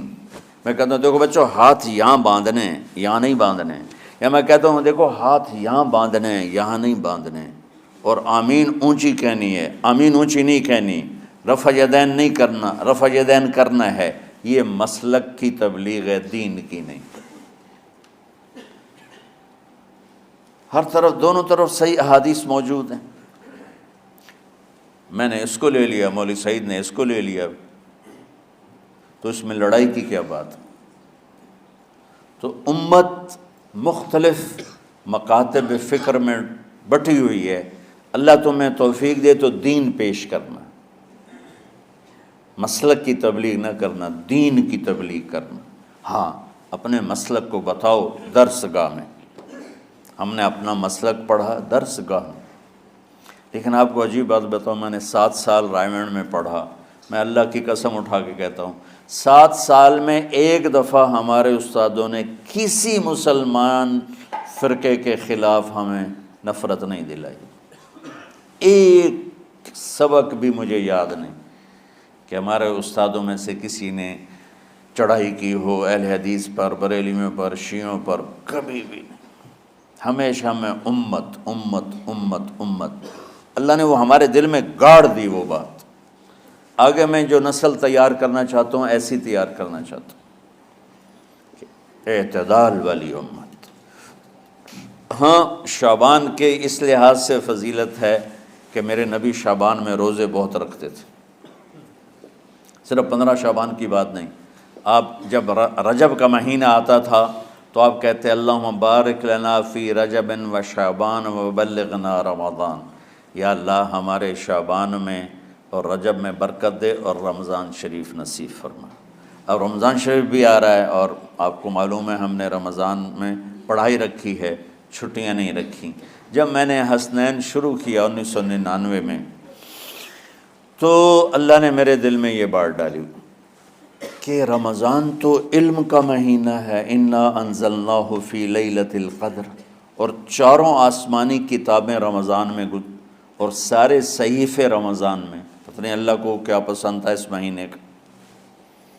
حضرت ابراہیم علیہ السلام پر چھوٹی کتابیں اتریں یکم رمضان کو، حضرت موسیٰ علیہ السلام پر تورات اتری 2 رمضان کو، حضرت داؤد علیہ السلام پر زبور اتری 6 رمضان کو، حضرت عیسیٰ علیہ السلام پر انجیل اتری 12 یا 18 رمضان کو، اور اللہ کے نبی پر قرآن اترا فی لیلۃ القدر، لیلۃ القدر میں اترا۔ تو سارا آسمانی علم رمضان میں اترا۔ سارے مہینوں کے نام عربوں نے رکھے، محرم، صفر، ربیع الاول، ربیع الثانی، جمادی الاولیٰ، جمادی الثانی، رجب، شعبان، رمضان، شوال، ذوالقعدہ، ذوالحج۔ اس میں جو رمضان ہے یہ نام اللہ نے رکھا، باقی مہینوں کے نام تو رکھے عربوں نے۔ پھر ان کی زبان پہ اللہ لایا رمضان، چونکہ ابھی تو دنیا بھی نہیں بنی تھی اور اللہ نے قرآن کی تلاوت فرمائی تھی، تو اس قرآن میں تھا شہر رمضان الذی انزل فیہ القرآن۔ تو رمضان کا نام اللہ نے پہلے سے چن رکھا تھا، پھر ان سے رکھوا دیا۔ رمضان کہتے ہیں رمض یرمز، جل جانا، جل جانا۔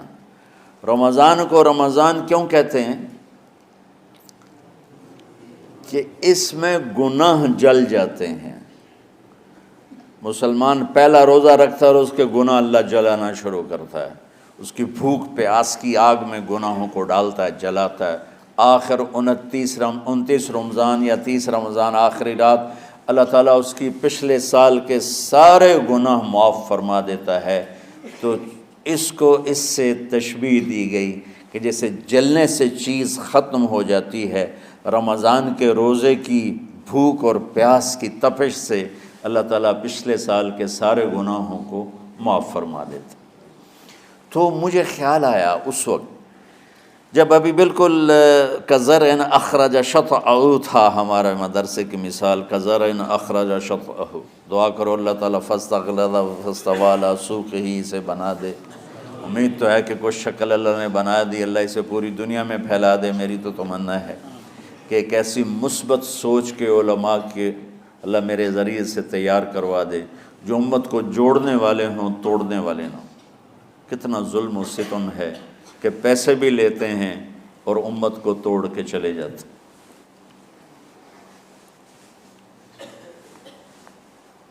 میں نے ایک خطیب سے کہا تم یہ منفی تقریریں کیوں کرتے ہو، تم مثبت کیوں نہیں کرتے؟ تھوڑی چیزیں ہیں بتانے کے لیے لوگوں کو جس پر سارے مسائل، سچ بولو، کون سا مسئلہ کس کے خلاف کہے گا، محبت کرو، کس مسلک کے خلاف ہے یہ بات، ماں باپ کی خدمت کرو، رزق حلال کماؤ، شراب سے بچو، زنا سے بچو، جوئے سے بچو، سود سے بچو، رشوت سے بچو، جھوٹ سے بچو، ظلم سے بچو، ماں باپ کی نافرمانی سے بچو۔ یہ کتنی باتیں ہیں جو امت کو بتانے کی ضرورت۔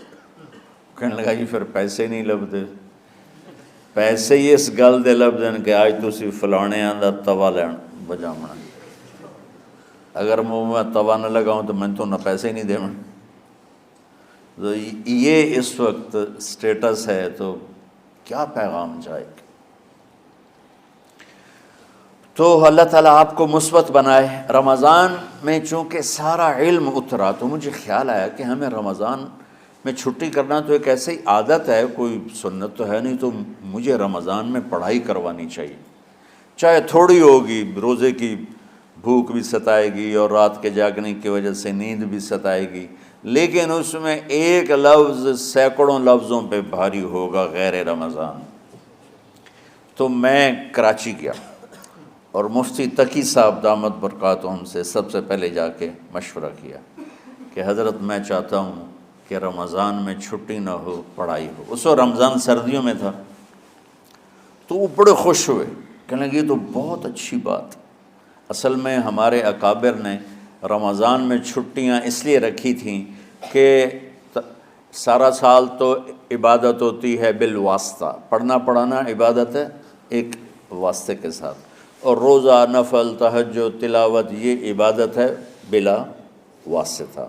تو طلبہ، علماء رمضان میں اپنا وقت عبادت میں گزاریں، لیکن اب وہ عبادت تو ہوتی نہیں رمضان میں، تو بہتر ہے آپ پڑھائی شروع کرائیں، بہت اچھا ہوگا۔ وہ تو اتنے بڑے ہاتھی کے پاؤں میں سب کا پاؤں، اتنی بڑی ہستی نے، وہ صرف پاکستان کا سرمایہ نہیں پوری امت کا سرمایہ ہے، تو ان کی اس بول نے نا مجھے ہمت دے دی۔ تو پھر میں نے یہاں آ کر اس وقت یہ پہلی جماعت مولوی عدنان صاحب کی اور مولوی مسعود صاحب اور کچھ انتقال کر گئے رحمۃ اللہ علیہ، یہ تھے، تو ہم نے رمضان میں سبق شروع، اس وقت ذرا میری ہمت تھی تو میں رات کو پڑھاتا بھی تھا، بیان بھی کرتا تھا، اب تو یہی میں اتنی مشکل سے بول رہا ہوں۔ تو ہم نے رمضان میں شروع کی کہ یہ رحمتوں کا مہینہ، ہر چیز کی برکت کا مہینہ، ہر شے کی اللہ کی طرف سے فراوانی اس میں ہے، علم کی بھی، ہدایت کی بھی، رزق کی بھی۔ غریب سے غریب آدمی بھی سموسے بنا کے بیٹھا ہوتا ہے، پکوڑے بنا کے بیٹھا ہوتا ہے، اور دسترخوان پہ ایک کی بجائے 3 چیزیں پڑی ہوتی ہیں۔ چاہے رمضان کے بعد سب کے پیٹ خراب ہوں، ایک باری تک کھانے دی تباہی پھیر دیں، روزے کا مقصد ہی فوت ہو جاتا ہے۔ روزہ تو ہوتا ہے بھوک کے لیے، پر وہ اتنا کھاتے ہیں کہ سحری کا کھانا افطاری تک ہضم نہیں ہوتا، اور افطاری کا کھانا سحری تک ہضم نہیں ہوتا، پر ہے نا تن کا ہی کھاونا ہے، کہتا بھوک نہ لگے، بھوک نہ لگے۔ وہ بھوک لگنے کے لیے تو روزہ ہے، ایک تو یہ جسم کو صاف کرتا ہے، دوسرا غریبوں کی غربت کا احساس پیدا کرتا ہے کہ جو بھوک تو آج برداشت کرتا ہے، غریب روزانہ یہ بھوک برداشت کرتا ہے۔ تو اللہ کے غریب بندوں کی خدمت کر، ان تک اپنے مال پہنچا، اپنا اللہ نے دیا ہے تو ان کو بھی اس میں شریک کر، قبر میں لے جائے گا۔ تو اللہ تعالیٰ نے میرے دل میں یہ ڈالا، تو ہم نے تعلیم رمضان میں شروع کی، کیونکہ قرآن رمضان میں اترا، انجیل رمضان میں اتری، زبور رمضان میں اتری، تورات رمضان میں اتری، تو پھر اللہ نے اس مہینے کا نام خود رکھا شہر رمضان، شہر رمضان۔ اس میں شب قدر رکھی، اس میں رات کی ایک نماز۔ اچھا، پہلی امتوں پہ روزہ فرض تھا افطاری سے افطاری، افطاری سے افطاری، بہت شدید تھا، 24 گھنٹے کا روزہ، بس افطاری کے بعد آنکھ لگ جاتی تو روزہ اگلا شروع ہو جاتا تھا۔ تو ہم پر بھی پہلے ایسے ہی روزہ اترا، افطاری سے افطاری۔ تو ابن سرمہ رضی اللہ تعالی عنہ اونٹ چرانے والے تھے، وہ شام کو لوٹے تو بیوی سے پوچھا کوئی افطاری کا سامان ہے؟ انہوں نے کہا ہے تو نہیں، میں کہیں سے لے آتی ہوں۔ وہ گئیں افطاری کا کوئی سامان لینے، ان کو تھوڑی دیر ہو گئی اور ان کی آنکھ لگ گئی، تھکے ہوئے تھے، سورج ڈوب گیا۔ جب وہ آئیں تو ان کا ہائے سرمہ تو ہلاک ہو گیا۔ کہ کیا ہوا؟ کہ اگلا روزہ شروع ہو گیا کیونکہ تیری آنکھ لگ گئی۔ تو انہوں نے کہا چلو کوئی بات نہیں، لیکن ظہر کے وقت بے ہوش ہو گئے۔ ایک روایت میں آتا ہے نماز پڑھنے آئے اور گر گئے، اور ایک میں آتا ہے گھر میں بے ہوش ہوئے۔ تو جو بھی صورتحال تھی اللہ کے نبی کو پتہ چلا۔ کیا ہوا سرمہ کو؟ کہا جی وہ افطاری کر نہیں سکے تو روزہ شروع ہو گیا تو بے ہوش ہو گئے۔ تو اللہ کے نبی رنجیدہ ہوئے، تو اللہ تعالیٰ نے قرآن اتار دیا، چلو میرے محبوب ساری رات کھاؤ حتیٰ یتبین لکم الخیط الابیض من الخیط الاسود من الفجر، کہ میرے محبوب صبح صادق تک آپ کی امت کو اجازت ہے، کھاؤ۔ پہلی امتوں پر افطاری سے افطاری، لیکن ان کی نماز تراویح نہیں تھی، تو ہمیں اللہ تعالیٰ نے دیا سحری تک، پوری رات۔ اچھا، ایک صحابی آئے، یا رسول اللہ میں تو مارا گیا۔ آپ نے کہا کیا ہوا؟ کہا میرا روزہ تھا، میں بیوی کے پاس چلا گیا۔ آپ نے کہا تو پھر تو غلام آزاد کر، کفارہ دے۔ کہا جی میں تو خود غریب آدمی ہوں، غلام کہاں سے آزاد کروں، خریدنا پڑے گا۔ آپ نے کہا 60 مسکینوں کو کھانا کھلا۔ کہ میں آپ مسکین ہوں، میں کینوں کھانا کھلاؤں؟ آپ نے فرمایا پھر آخری ہے کہ 60 روزے مسلسل رکھنے ہوتے ہیں جو کفارے کے ہوتے ہیں۔ وہ کہنے لگا ایک روزے چاہے کم کیتا ہے، 60 روزے اج میں کی کراں گا؟ تو آپ نے فرمایا اچھا ٹھیک ہے بیٹھ جا۔ بیٹھ گئے۔ تھوڑی دیر ہوئی تو ایک انصاری صحابی کھجوروں کا ٹوکرا لے کر آ کہ یا رسول اللہ یہ صدقے کی کھجوریں ہیں، تقسیم فرما دیں۔ تو آپ نے فرمایا بھائی وہ کدھر ہو؟ کہا جی بیٹھا ہوں۔ آپ نے کہا ادھر آ، یہ کھجوریں لے جا اور 60 گھروں میں تقسیم کر دے۔ سبحان اللہ، اللہ نے اس امت کو لاڈ لڈائے ہیں، یہ اللہ کی لاڈلی امت۔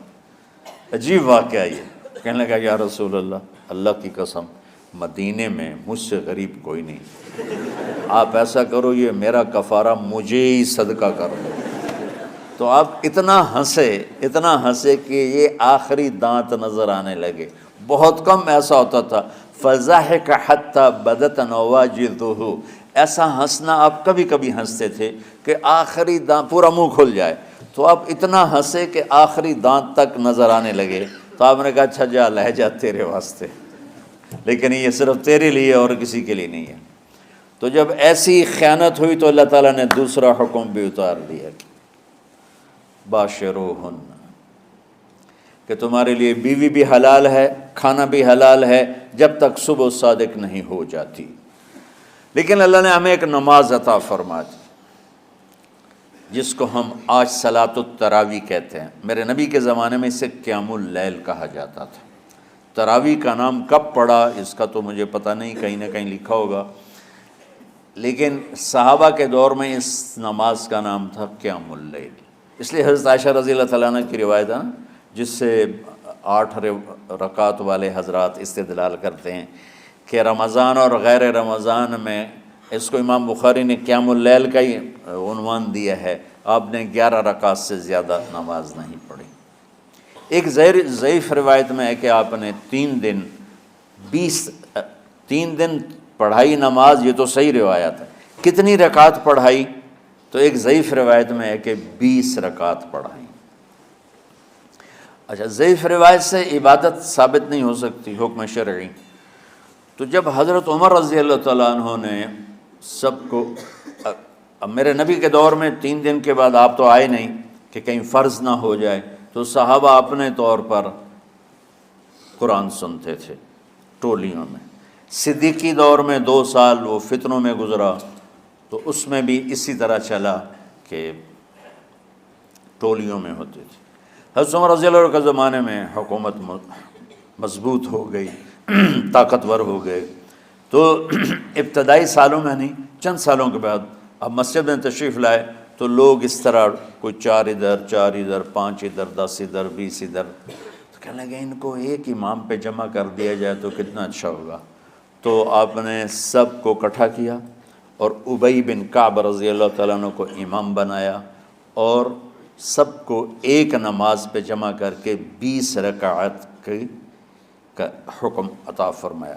تو حضرت عمر کا یہ عمل اس حدیث کو مضبوط کر دیتا ہے کہ چونکہ میرے نبی نے کہا علیکم بسنتی و سنت الخلفاء الراشدین من بعدی، کہ میری اور میرے خلفاء راشدین کی سنت پر مضبوطی سے عمل کرنا۔ تو حضرت عمر کا جو 20 رکعت طے کرنا ہے، اگر ان کا اپنا اجتہاد ہے تو بھی ہمارے لیے عمل کے لیے کافی ہے، اور اگر ان کو یہ یاد ہے کہ میرے نبی نے 20 پڑھی تھیں تو اور زیادہ اچھی بات ہے۔ لیکن بہرحال جو 8 پڑھتا ہے ہمارا اس پہ بھی کوئی اعتراض نہیں، چونکہ وہ بھی حدیث کے ساتھ بات کرتا ہے، اور باقی پوری امت 20 پڑھتی ہے ان پر بھی اعتراض نہیں۔ میں ایک جگہ سے گزر رہا تھا، نماز کا وقت ہو گیا، اہل حدیث کی مسجد تھی، میں وہاں نماز پڑھنے چلا گیا تو ایک بہت بڑا اشتہار لکھا ہوا تھا، 20 تراویح ثابت کرنے والے کو 5 لاکھ روپے انعام۔ کہ کس قدر بے وقوفی ہے اور کس قدر احمقانہ یہ امت کی باتیں ہیں کہ 20 تراویح، سینکڑوں سال سے امت کا عمل 20 تراویح آ رہا ہے، تراویح کا نام جو پڑھا مجھے یوں لگتا ہے کہ اہل مکہ، یعنی اہل مکہ جو تھے نا، وہ 4 تراویح پڑھ کے ایک طواف کرتے تھے، تو وہ آرام کے لیے ہوتا، ترویحہ آرام، تھوڑی دیر کا آرام، تو 4 تراویح کے بعد ایک طواف کرتے تھے، وہ چھوٹا سا طواف 10 منٹ میں ختم ہو جاتا تھا، اور پھر 4 تراویح پڑھتے تھے، پھر طواف کرتے تھے، پھر 4 پڑھتے تھے، پھر طواف کرتے تھے۔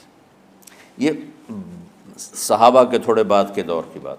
تو مدینے والوں کو پتہ چلا کہ مکے والے تو یہ کرتے ہیں، وہ کہنے لگے اساں کی کریے؟ انہوں نے کہا اسی 40 تراویح پڑھیں گے، 40 رکعت، وہ 40 رکعت پڑھتے تھے۔ تو نوافل میں کوئی سختی نہیں کہ بھائی 8 سے زیادہ نہیں پڑھنی، بدعت ہو جائے گی، اور 20 پڑھنا بدعت ہے، یہ سب جہالت کی بات ہے۔ اور یہ 8 پڑھ رہے ہیں یہ غلط ہے، یہ بھی حماقت کی بات ہے۔ جو صحیح حدیث سے دلیل پکڑ کے کوئی عمل کرتا ہو تو بھائیو اس سے بحث نہ کیا کرو، مناظرہ نہ کیا کرو، یہ بہت نادانی والی بات۔ اور امت کا، خلق لاکھوں کروڑوں انسانوں کا ایک عمل پہ جمع ہونا، یہ بذات خود اس کی طاقت کی ایک دلیل۔ اور حرمین جب سے میرے رب نے، حضرت عمر نے 20 رکعت شروع کی، آج تک وہاں بھی ساری مساجد میں 8 رکعت تراویح ہوتی ہے، لیکن حرمین کی مسجد میں 20 رکعت، ادھر بھی ادھر بھی۔ اور یہ جو وہ وہاں ختم قرآن پہ دعا نہیں مانگی جاتی، یہ کس کا عمل ہے؟ حضرت عثمان کا۔ حضرت عثمان نے اپنے دور خلافت میں تراویح پڑھانے والے سے کہا جب قرآن ختم کرو تو دعا کرنا۔ وہ کہنے لگے جی کیا دعا کروں؟ کہ جو تیرے دل میں آیا کرنا۔ تو ختم قرآن کی رات تراویح کی آخری رکعت میں من الجنت والناس کے بعد دعا کے لیے ہاتھ اٹھانا، یہ حضرت عثمان رضی اللہ تعالیٰ عنہ نے اس کو زندہ فرمایا۔ اور امام دعا کرتا تھا 1 منٹ، 10 منٹ، 20 منٹ، جتنے بھی، اور پیچھے لوگ آمین کہتے تھے۔ وطر کی جماعت نہیں ہوتی تھی، وطر کو باجماعت حضرت مولا علی رضی اللہ تعالیٰ عنہ نے شروع کی کہ وطر کو بھی باجماعت پڑھا جائے۔ تو یہ ان کی سنت ہے کہ وطر کو باجماعت پڑھا گیا۔ تو اب یہ لہٰذا یہ سارے سنت جو کام ان خلفۂ راشدین سے ہوا وہ بھی سنت ہے۔ تو اللہ نے ہمیں ایک عبادت دے دی کہ میرا قرآن پڑھو اور سنو۔ پہلی امتوں کو تراویح کیوں نہیں تھی یا قیام اللیل کیوں نہیں تھا؟ کہ ان کو اپنی کتاب یاد ہی نہیں ہوتی تھی، وہ اپنی کتاب کے حافظ نہیں ہوتے تھے، وہ اپنی کتاب یاد ہی نہیں کر سکتے تھے، صرف نبی کو یاد ہوتی تھی۔ اللہ نے ہمارے لیے کتنا آسان کر دیا کہ 7 سال کے یہ چھوٹے چھوٹے بچے قرآن یاد کر رہے ہیں، 70 سال کا بوڑھا قرآن یاد کر رہا ہے۔ یہیں یہ مولوی یوسف صاحب کا ساتھی تھا، یا پتہ نہیں ان سے پہلے تھا، سلمان، مولوی سلمان، آج کل امریکہ میں ہوتے ہیں، ہماری ایک شاخ چلا رہے ہیں ماشاءاللہ۔ وہ شروع میں یہاں تھے، تو یہاں تراویح پڑھانے کے لیے ہمارے پاس حافظ کوئی نہیں تھا، وہ حافظ نہیں تھے، وہ صبح بیٹھ کے شام تک 1 سپارہ یاد کرتے اور رات عشاء کی نماز میں سنا دیتے۔ 30 دن میں قرآن یاد کر کے سنا دی۔ مطلب یہ سنی سنائی بات نہیں، ہمارے اسی حسنین، اسی ممبر اور محراب کی بات کہ یہیں اسی مسجد میں انہوں نے صبح سے مغرب تک یاد کرتے تھے اور پھر عشاء میں کھڑے ہو کے سنا دیتے تھے۔ پیچھے ہوتے تھے لقمہ کوئی دینے والا شاید، لیکن بہت خوبصورت پڑھ کے 1 دن میں یاد کر کے سنا دیا۔ اور ایک مجھے نام بھول گیا کہ 3 دن میں قرآن یاد کیا، 10 سپارے 1 دن میں یاد کیے، 10 دوسرے دن میں یاد کیے، 10 تیسرے دن میں یاد کیے۔ وَلَقَدْ يَسَّرْنَاهُ لِلذِّكْرِ وَلَقَدْ يَسَّرْنَا الْقُرْآنَ لِلذِّكْرِ فَهَلْ مِن مُدَّكِرٍ۔ تو اللہ تعالیٰ نے اس کو نصیحت کے لیے بھی آسان کیا ہے اور یاد کرنے کے لیے بھی آسان کیا ہے، کوئی کتاب پہلے یاد نہیں ہوتی تھی کسی کو. ماشاءاللہ تم میں کتنے حفاظ بیٹھے ہوئے ہیں اللہ کے فضل سے. اور جب میں ذرا ہمت میں تھا تو میں 3 دن میں قرآن سنتا تھا تراویح میں. 10 سپارے ایک رات میں، 10 سپارے اس سے اگلی 10 سے، پھر ہفتہ ہو گیا، پھر 10 دن ہو گئے، پھر اب 15 دن ہو گئے، اب 20 دن بھی ہو جاتے ہیں. شروع میں 3 دن میں. اور یہیں ہمارے مدرسے کے بچے جو مجھے سناتے تھے اور ماشاءاللہ کہیں نہیں اٹکتے تھے. ایک تو اسلام آباد میں ہوتا ہے اور ایک اب جنید ہے وہ امریکہ میں ہوتا ہے. تو اللہ تعالیٰ نے اس طرح اور کراچی میں اشعار لگے ہوتے ہیں 10 دن میں قرآن ختم، 1 ہفتے میں قرآن ختم. یہ وہاں اشتہار لگے ہوتے ہیں بھئی آپ ہمارے پاس آ کے تراویح پڑھیں، ہم ہفتے میں قرآن ختم کر دیں. ٹھیک ہے. تو اللہ نے ہمیں رات کی نماز عطا فرمائی، اور چونکہ یہ ایک مشقت ہے تو میرے نبی نے کہا یہ رات کی نماز کے ہر سجدے پر 1500 نیکی لکھی جاتی، 1500 نیکی لکھی جاتی. اور اللہ تعالیٰ ہر سجدے پر جنت میں ایک محل بناتا ہے جس کے 60,000 سونے چاندی کے دروازے ہوتے، اور ایک درخت اس کے لیے لگاتا ہے جس کے نیچے 100 سال گھوڑا دوڑ سکتا ہے. تو رمضان کا اہتمام آپ رجب سے شروع فرما دیتے تھے. میرے نبی نے 9 رمضان دیکھے، 9 رمضان اپنی زندگی میں، 9 رمضان. 10ویں رمضان سے پہلے آپ اللہ کے پاس تشریف لے گئے. آپ کی زندگی میں روزے فرض ہونے سے آپ کی وفات تک 9 رمضان گزرے. اور میں قربان جاؤں اپنے نبی پر، اپنی امت پہ کیسی شفقت تھی. آپ سحری کھاتے تھے بالکل آخری وقت، ادھر بلال اذان دے رہا ہے اور ادھر آپ آخری لقمہ کھا رہے ہیں، اور ادھر سورج نیچے ہوا اور آپ کھجور منہ میں. ایک آدمی اوپر کھڑا ہوتا تھا مدینے میں تو وہ چھت پہ، گھر کی چھت پہ کھڑا ہوتا تھا. سفر میں ہے تو وہ کسی پہاڑی پہ کھڑا ہوتا تھا. جو ہی سورج کا کنارہ نیچے جاتا اب فوراً وہ کہتا یا رسول اللہ قد غربت، تو آپ کھجور منہ میں ڈال لیتے تھے یا پانی. کبھی پانی سے افطار فرماتے تھے، کبھی کھجور سے افطار فرماتے تھے کہ میری امت پہ بھوک کا وقت کم سے کم آئے. آج کل جو یہ ہمارے افطاری کے اوقات ہیں نا، یہ سورج ڈوبنے کے بھی 2-2.5 منٹ بعد کے ہیں کہ احتیاطاً. ٹھیک ہے چلو احتیاط کر لو، کوئی مسئلہ نہیں. لیکن اصل ہے ادھر چونکہ اب سورج ہمیں نظر ہی نہیں آتا ہے، اس طرح ہم گھرے ہوئے ہیں شہروں میں. دیہاتوں میں بھی اب اس طرح کا ماحول ہے کہ وہ نظر نہیں آتا ہے. تو بہتر کہ ادھر سورج غائب ہو، ادھر لقمہ منہ میں جائے. لیکن یہ تب ہے جب آپ نظر آ رہا ہو. اب جب آپ یہاں بیٹھے ہو حسنین میں تو یہاں تو کوئی سورج نظر نہیں آئے گا، یہاں تو منار ہی نظر آئے گا. تو لہٰذا احتیاط ٹھیک. ہمارے اہل حدیث بھائی وہ 2 منٹ پہلے ہم سے افطار کرتے ہیں، تو بڑی اچھی بات ہے کہ سورج کے غروب ہونے کا جو اصل وقت ہے اس کے ساتھ ہی افطار کرنا. اور سحری میں ایک واقعہ سناتا ہوں. آپ سحری کھا رہے تھے، بکرے کی سری پکی ہوئی تھی، تو مولا علی رضی اللہ تعالیٰ عنہ اور عرباض بن ساریہ رضی اللہ تعالیٰ عنہ آپ کے ساتھ کھانا کھا رہے تھے. تو حضرت بلال ہے، یا رسول اللہ وقت ختم ہو گیا ہے، میں اذان دینے جا رہا ہوں، آپ برائے مہربانی کھانا پینا بند کریں. اور یہ کہہ کر چلے گئے. ایک انصاری عورت تھی، اس کے گھر کی چھت پہ چڑھ کے اذان دیتے تھے. چڑھنے لگے تو پھر واپس آئے کہ دیکھوں اللہ کے نبی نے کھانا چھوڑ دیا یا نہیں. آ کے دیکھا تو وہ کھا رہے تھے. انہوں نے کہا یا رسول اللہ واللہ لقد اصبحت، یا رسول اللہ اللہ کی قسم سحری کا وقت ختم ہو گیا، صبح ہو گئی. تو آپ نے ہاتھ پیچھے کر لیا، کہہ رہے تیرا بھلا ہو بلال، ابھی وقت باقی تھا، تیرے قسم کھانے پر اللہ نے اس کو پہلے نکال دیا کہ تیری قسم کہیں جھوٹی نہ پڑ جائے. تو حضرت علی نے فرمایا کہ اگر بلال قسم نہ کھاتے تو جب تک میرے نبی کھاتے رہتے صبح صادق نہیں ہونی تھی. تو بالکل آخری وقت میں آپ کھاتے تھے تاکہ کم سے کم وقت امت پہ بھوک کا آئے۔ تو اللہ تعالیٰ آپ کے علم میں برکت دے۔ رمضان علم کا مہینہ ہے، سونے کا نہیں ہے، کھانے کا نہیں ہے، سموسے پکوڑے کا نہیں ہے، رمضان علم کا مہینہ۔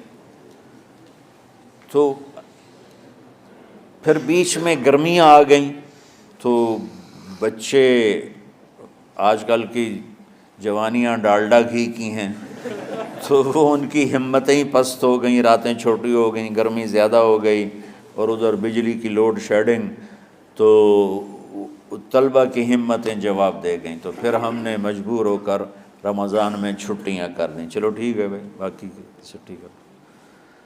تو اب جب دوبارہ تھوڑا سا موسم ٹھنڈک کی طرف گیا اور رات کچھ تھوڑی لمبی ہونے لگی تو ہیں جو ابھی ٹھنڈ ہوئی ہے اس کے بارے میں سمجھ رہے ہیں، وہ سابقہ بتا رہے ہیں آپ۔ ابھی تو ٹھنڈ نہیں ہوئی۔ نہیں، مئی میں روزے آ رہے ہیں نا، گرمی تو ہے لیکن وہ جون والے روزے تو نہیں ہیں نا، جون کے روزے۔ آپ لوگ جوانوں، میں میرے جیسا کوئی آدمی کرے عذر بہانہ تو ٹھیک ہے۔ ایک دفعہ نا ہمارے 3 سال مسلسل فصلیں برباد ہو گئی اور ہم بہت سارے مقروض ہو گئے، اور تقریباً 99% ذمہ داروں کے پاس پیسہ جمع نہیں ہوتا، تازہ ہی لگتا ہے، آتا جاتا ہے۔ جو بالکل بخیل ہوتے ہیں اور مہاشوم ہوتے ہیں وہ کوئی پیسے بچا لیں تو الگ بات ہے۔ تو خطرہ یہ ہوا کہ اب اگر فصل اچھی نہ ہوئی تو زمین بیچنی پڑے گی قرضہ اتارنے کے لیے۔ تو میں نا رائمنڈ سے بیمار ہو کے 4 مہینے کی چھٹی پر گھر آیا ہوا تھا۔ پہلی دفعہ مجھے 4 مہینے کی چھٹی ملی، یہ 86 کی بات۔ تو اوپر سے کپاس کی فصل کا موسم آ گیا، تو میں نے اپنے والد صاحب سے اجازت مانگی کہ اگر آپ اجازت دیں تو اس دفعہ میں کاشت کروا لوں۔ کہنے کہ کروا لوں۔ تو ادھر کپاس کی کاشت شروع ہوئی، ادھر روزے شروع ہو گئے۔ اب 15 ایکڑ کے پلاٹ تھے، تو ٹریکٹر چلتا تھا اور بیج پیچھے ڈرل ہوتی تھی، اس میں بیج ہوتا تھا، آگے پائپ ہوتا تھا، اس میں سے وہ گرتا تھا اور دانہ دانہ ہو کے وہ زمین میں اتر جاتا تھا۔ لیکن کبھی ایسا ہوتا تھا کہ چونکہ اس پر ریشے ہوتے ہیں بیج پر، تو وہ پورا ایک گچھا بیج کا پائپ میں آ جاتا تھا، تو وہ پائپ بند ہو جاتا تھا جب تک اس کو ہلا کے نیچے نہیں گرایا جاتا تھا۔ تو لہٰذا وہ پوری لائن بیج گرتا ہی نہیں تھا۔ تو اس کے لیے 2 آدمی ٹریکٹر کے ساتھ پیچھے دوڑتے تھے سوٹی لے کر، کہ جہاں وہ گچھا اکٹھا ہوا انہوں نے ایسے زور سے سوٹی ماری، وہ گچھا کھل گیا۔ میرے ملازم روزے کے بغیر ہوتے تھے، میں روزہ رکھ کے 15 ایکڑ دوڑتا تھا جون میں، مئی میں، اور میں نوکروں پہ اعتبار نہیں کرتا تھا کیونکہ معاملہ تو بہت حساس ہو چکا تھا کہ یا ادھر یا ادھر ایسا سیزن آ رہا ہے۔ تو نوکر دوڑ رہے ہوتے تھے، لیکن میں اس خطرے سے کہ پتہ نہیں غفلت نہ کریں، میں چادر لے کر گیلی کر کے یوں سر پہ لپیٹ لیتا تھا اور گردن پہ لپیٹ کر 15 ایکڑ کے پلاٹ میں پیچھے نوکروں کے ساتھ دوڑ لگاتا تھا، اور سوٹی میرے بھی ہاتھ میں ہوتی تھی، میں اپنے لے لیے 3-4 لائنیں میں اپنے لیے طے کر لیتا تھا، اور ادھر ان کی وہ لائنوں کو بھی دیکھتا رہتا تھا کہ کہیں کوئی غفلت تو نہیں کر رہے۔ اور وہ کہتے میاں صاحب تسی کیویں ٹرے جاندے ہو؟ اچھا، وہ ہر چکر کے بعد لسی پیتے ٹالی کے نیچے بیٹھ کے، اور میں 15 ایکڑ بھاگ کے روزے کے ساتھ ہوتا تھا۔ تو یہ آپ کی جوانی ہے. ڈالڈا گھی سے تو جوانی نہیں آتی، ڈالڈا گھی سے تو جوانی نہیں آتی. تو اللہ نے میرے جی میں ڈالا کہ اب دوبارہ، بلکہ تمہارے استادوں کے جی میں یہ بات آئی، مجھ سے تو صرف انہوں نے پوچھا کہ اب دوبارہ اس طرح کر دیں، تو میں نے کہا ضرور کر دو کہ رمضان میں دوبارہ تعلیم شروع ہو. شب قدر اس میں ہے، اللہ کا عرش پہلے آسمانوں پر ہے، سارا دن ساری رات اللہ کے اعلان ہو رہے ہیں، کوئی بخشش چاہنے والا، کوئی معافی چاہنے والا، کوئی رزق چاہنے والا، کوئی ہدایت چاہنے والا، کوئی شفا چاہنے والا، اور فرشتوں کے اعلان ہو رہے ہیں، بھلائی کرنے والے آگے بڑھ، برائی کرنے والے بس کر دے. تو جو رحمت رمضان میں، میرے نبی نے فرمایا اگر میری امت کو پتہ چل جائے کہ رمضان کیا ہے تو یہ تمنا کریں گے کہ کاش سارا سال ہی رمضان ہوتا. تو بچوں، آپ خوش قسمت ہیں کہ آپ کا جو رمضان ہے وہ علم کی طلب میں ہے. اس میں اگر آپ سوئے بھی ہوگے نا تو آپ کو وہ اجر ملے گا جو نفلیں پڑھنے والوں کو بھی نہیں ملے گا. میں صحیح کہہ رہا ہوں. ایک شخص آیا کہ یا رسول اللہ، اب دیکھو آپ اللہ کے راستے میں ہو، آپ اللہ کے راستے میں ہو. ایک شخص آیا، یا رسول اللہ کیا میں کچھ مال خرچ کر کے اللہ کے راستے میں جانے والے کا اجر لے سکتا ہوں؟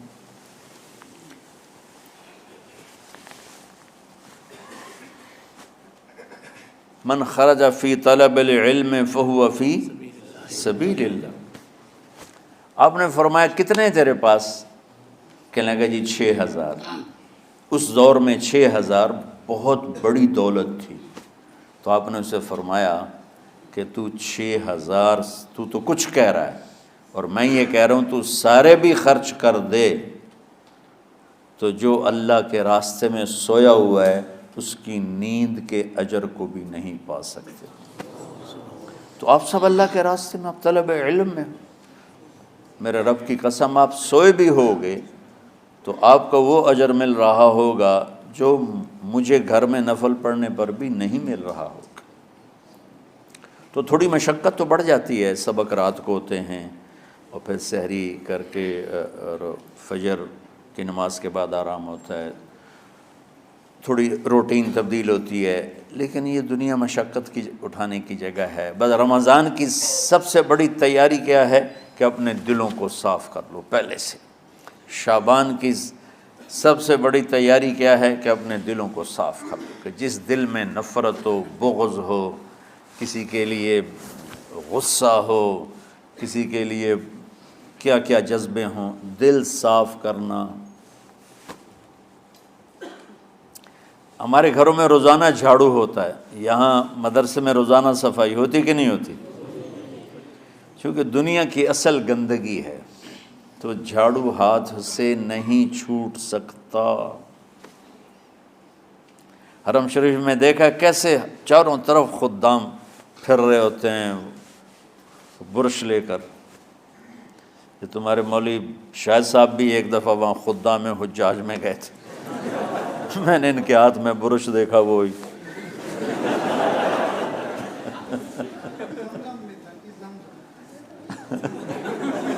وہ حرم ہی ہے.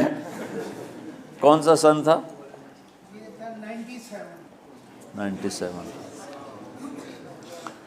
تو دل پہ غبار ایسے آتا ہے جیسے صحن میں غبار آتا ہے. دل پہ گندگی ایسے آتی ہے جیسے صحن میں آتی ہے. تو ہم نے نظام بنایا ہوا ہے، لوگ وہ کر رہے ہیں، وہ روزانہ جھاڑو دیتے ہیں. تمہارا دل ایک آنگن ہے، ایک صحن ہے، اس میں بغض، نفرت، حسد، پتہ نہیں کیا کیا گندگیاں آئیں گی اور آتی رہیں گی. بچوں ایک کام کرو، جھاڑو پکڑ لو، صاف کرو. یا اللہ معاملہ تجھ سے کرنا ہے، لوگوں سے نہیں. کسی نے برا کہا، کسی نے غیبت کی، کسی نے گالی دی، کسی نے دھکا دیا، کسی نے حق مارا، کسی نے کچھ کیا، یا اللہ تیرے سپرد میں نے اپنے دل کو سب سے صاف کیا، میں نے اپنے دل کو سب سے صاف کیا. یہ اتنی بڑی عبادت ہے کہ بڑے بڑے نفلوں والے، تہجد والے، حج عمرے روزے والے تمہیں نہیں پکڑ سکیں گے، چونکہ اس کا کرنے والا دنیا میں کوئی نہیں۔ نفل پڑھنے والے تو بے شمار ہیں، عمرے کرنے والے بے شمار ہیں، علماء بے شمار ہیں، حاجی بے شمار ہیں، سخاوت کرنے والے بے شمار ہیں، لیکن اس ٹکڑے کو صاف کرنے والا لاکھوں میں ایک بھی نہیں ہے۔ مشکل کام ہے، آپ یہ سیکھ لیں، صاف کرو، صاف کرو، صاف کرو۔ یہ رمضان کی سب سے بڑی تیاری اور علم کو حاصل کرنے کی سب سے بڑی چابی ہے کہ اپنے دل کو کھلا کر لو۔ کوئی چیز خالی ہوگی تو کچھ آئے گا۔ جس دل میں بغض بھرا ہو، نفرت بھری ہو، حسد بھرا ہو، کینہ بھرا ہو، اس میں خاک آئے گا، اس میں تو علم کی ایک کرن بھی نہیں آئے گی۔ اس زبان سے چاہے جتنے مرضی موتی بکھیرے، دل اس کا اندھا ہوگا۔ لا تعمى الابصار ولكن تعمى القلوب التي في الصدور۔ یہ آنکھوں سے اندھے نہیں، دل سے اندھے ہیں۔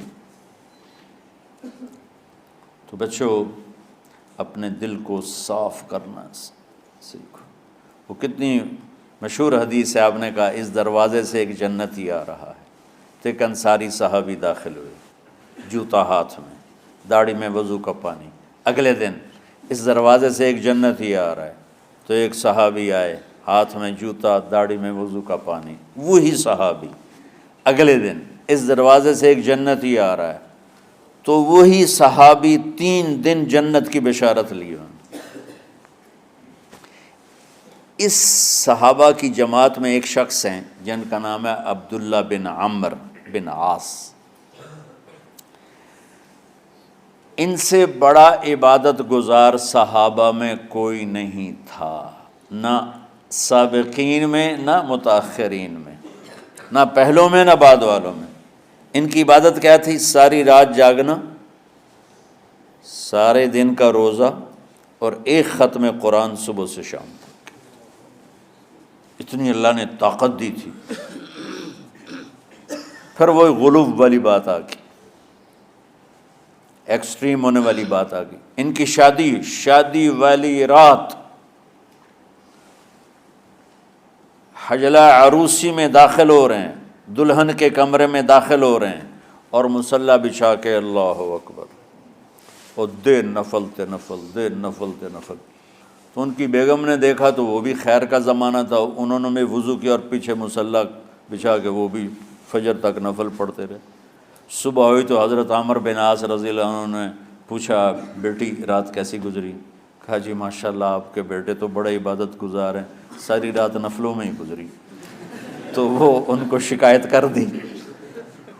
حضرت عمرو بن عاص کو اتنا غصہ چڑھا، وہ بیٹے کو تو کچھ نہیں کہا، کتنی حکمت کی بات ہے، سیدھے گئے اللہ کے نبی کے پاس، یا رسول اللہ یہ عبداللہ دیکھیں کیسا نادان ہے، اس کی شادی کی ساری رات نفل پڑھتا رہا۔ تو آپ کہتے ہیں ماشاءاللہ ماشاءاللہ کتنی بڑی بات ہے، نفلوں میں گزر گئی، رات بھی نفلوں میں گزر گئی۔ جیسے بعض وہ تبلیغ والے کہتے ہیں بچے کی ٹانگ ٹوٹ گئی پھر بھی گشت نہیں چھوڑا۔ کیسے احمقانہ باتیں کرتے۔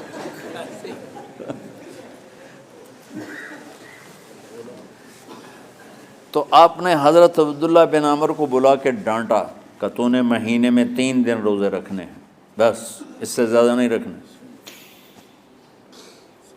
اور ہفتے میں 1 قرآن ختم کرنا ہے۔ کہا یا رسول اللہ میرے اندر طاقت زیادہ ہے۔ پھر اچھا 15 دن روزے رکھنے، کہ نہیں میرے اندر طاقت زیادہ ہے۔ آپ اس کو تھوڑا تھوڑا کر کے گھٹاتے رہے، اور وہ ہر دفعہ نہیں یا رسول اللہ میرے اندر طاقت زیادہ ہے۔ تو آخر میں آپ نے کہا اچھا چلو صوم داؤدی پہ آ جاؤ، 1 دن روزہ رکھو، 1 دن افطار کرو، اور 3 دن سے پہلے قرآن ختم نہیں کرنا۔ تو آپ نے اس کو پیچھے کیا۔ یہ بیٹھے تھے اس محفل میں، ان کے دل میں آیا کیا یہ بزرگ مجھ سے زیادہ عبادت کرتا؟ رات میں ساری جاگتا ہوں، دن روزہ رکھتا ہوں، 1 ختم کرتا ہوں، تو جنت کی بشارت تو مجھے ملنی چاہیے تھی، ان کو کیسے مل رہی؟ یہ کسی کتاب میں نہیں لکھا کہ یہ ان کا جذبہ تھا، لیکن جو کہ میں ان کی سیرت کو جانتا ہوں تو مجھے خیال آتا ہے کہ ان کی نفسیات میں یہ بات آئی ہوگی، چونکہ صرف انہی کو خیال آیا کہ میں جا کے دیکھتا ہوں کہ یہ بزرگ کیا کرتے ہیں۔ تو ان کے پاس پہنچ گئے، چاچا، ذرا وہ ادھیڑ عمر تھے، چاچا وہ میرے ابا تھوڑے ناراض ہیں تو کچھ دن آپ کے پاس گزار لوں کا، بیٹا بسم اللہ آ جاؤ۔ اب رات ہوتے ہی عشاء کی نماز پڑھ کے انہوں نے جلدی سے چادر اوپر لی اور یوں سراغ کر کے ان چاچے کو دیکھنے لگے ایسے کر کہ اب یہ کیا ساری رات سجدہ کرے گا اور ساری رات روتے روتے روتے روتے مصلی گیلا ہو جائے گا، یا ساری رات رکوع کرے گا، ساری رات قیام کرے گا، ساری رات قرآن پڑھے گا، اس تصور سے یوں دیکھ رہے۔ اور وہ بزرگ صحابی تشریف لائے، سرانے پہ سر رکھا، اللہم بسمک اموت و احیا، ہو گئے۔ اب یہ دیکھ رہے ہیں ابھی اٹھیں گے، ابھی اٹھیں گے، ابھی اٹھیں گے، اٹھے نا، فجر کی اذان پہ اٹھے۔ اب یہ تو حیران پریشان ہو گئے کہ یہ کیا ہو؟ اس زمانے میں تو منافق تہجد نہیں چھوڑتے تھے ڈر کے مارے کہ پتہ نہ چل جائے ہمارے کفر کا، تو یہ چاچا جنت بھی لے گیا تو ستا بھی پیا کہ چلو کل دیکھوں گا۔ اگلی رات پھر چادر سر پہ کر کے اور یوں سوراخ کر کے لیٹے ہوئے اور دیکھ رہے۔ چاچا پھر تشریف لے اور سرانے پہ سر رکھا، اللہم بسمک اموت و احیا، ہو گئے۔ فجر کی اذان پہ اٹھے، یہ اور پریشان ہو گئے کہ میرا نبی کا فرمان تو سچا ہے، اس میں تو شک بھی کفر ہے، لیکن عمل کیا ہے جس پر اس کو جنت کی بشارت ملی؟ 2 رکعت نفل بھی نہیں۔ اور آج کے دور میں تم میں سے ماشاءاللہ اکثر بچے تہجد پڑھتے ہیں کہ 1 رات اور دیکھوں گا، تیسری رات اللہم بسمک اموت و احیا، ہو گئی ساری رات۔ تو تیسری رات پھٹ پڑے عبداللہ بن عمر، کہنے لگے چاچا میری ابا سے کوئی لڑائی نہیں تھی، 3 دن میں تیرے بارے میں سنتا رہا، جنتی جنتی جنتی۔ میں دیکھنے آیا تھا کہ آپ کیا کرتے ہیں، آپ تو کچھ بھی نہیں کرتے ہو، ساری رات سوتے رہتے ہو، اب کیا کرتے ہو؟ میں نے کہا بیٹا یہی ہے جو تم نے دیکھا ہے۔ اب ان کو سمجھ میں نہیں آ رہا کہ یہ جوڑ کیسے بٹھاؤں، ادھر جنت کی بشارت، ادھر ساری رات خراٹے، اب یہ اس میں جوڑ کیسے بٹھاؤں، کیونکہ نبی کی بات تو غلط ہو نہیں سکتی۔ تو اب وہ نا ایسے نا بڑے بے دل سے ہو کر واپس مڑے، پتہ نہیں کی چکر ہوئے گی کوئی گل۔ جب وہ دروازے تک پہنچے تو کہنے لگے بیٹا ادھر آنا، واپس آ گئے۔ کہا میں تمہیں اصل راز کی بات بتاتا ہوں۔ کہا کیا ہے کیا ہے؟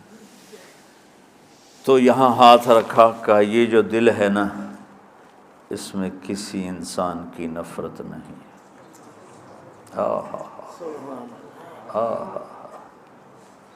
اور جب اللہ کسی کو رزق دیتا ہے، عزت دیتا ہے، مجھے کبھی حسد نہیں ہوا، مجھے خوشی ہوتی۔ تو عبداللہ بن عمر نے کہنا تھا ہاں یہ بات ہے، نہیں، انہوں نے کہا ہاذا ہوا، اچھل کے کہنے لگے ہاذا ہوا، ہاں ہاں ہاں ہاں یہی ہے یہی ہے یہی ہے۔ پھر کہنے لگے چاچا پر یہ میرے بس کا نہیں ہے، کون کرے گا یہ؟ اتنے بڑے آدمی ہو کر کہہ رہے ہیں کہ یہ میرے بس کا نہیں۔ تو بچوں، دنیا میں جنتی بننا ہے اور علم اللہ سے لینا ہے تو اسے صاف کر دو، سب کی نفرت سے۔ سب، اس نے مجھے یہ کیوں کہا، اس نے مجھے یوں کیوں دیکھا، اس نے میرے بارے میں یوں کیوں کہا، اس نے میرے بارے میں یہ کیوں لکھا۔ جس کی تعریف ہوتی میری کتنی برائی ہوتی، صرف تعریف تو نہیں ہوتی، بھرا پڑا سوشل میڈیا مجھے گالیاں دیں۔ اللہ کے فضل سے میرے دل میں ایک ذرے کے برابر کبھی کوئی منفی جذبہ نہیں آیا، آئے تو میں دھو کے صاف کر دیتا ہوں، یا اللہ میں نے اپنے دل کو صاف کیا، میرا معاملہ تیرے ساتھ ہے، کسی کے ساتھ نہیں۔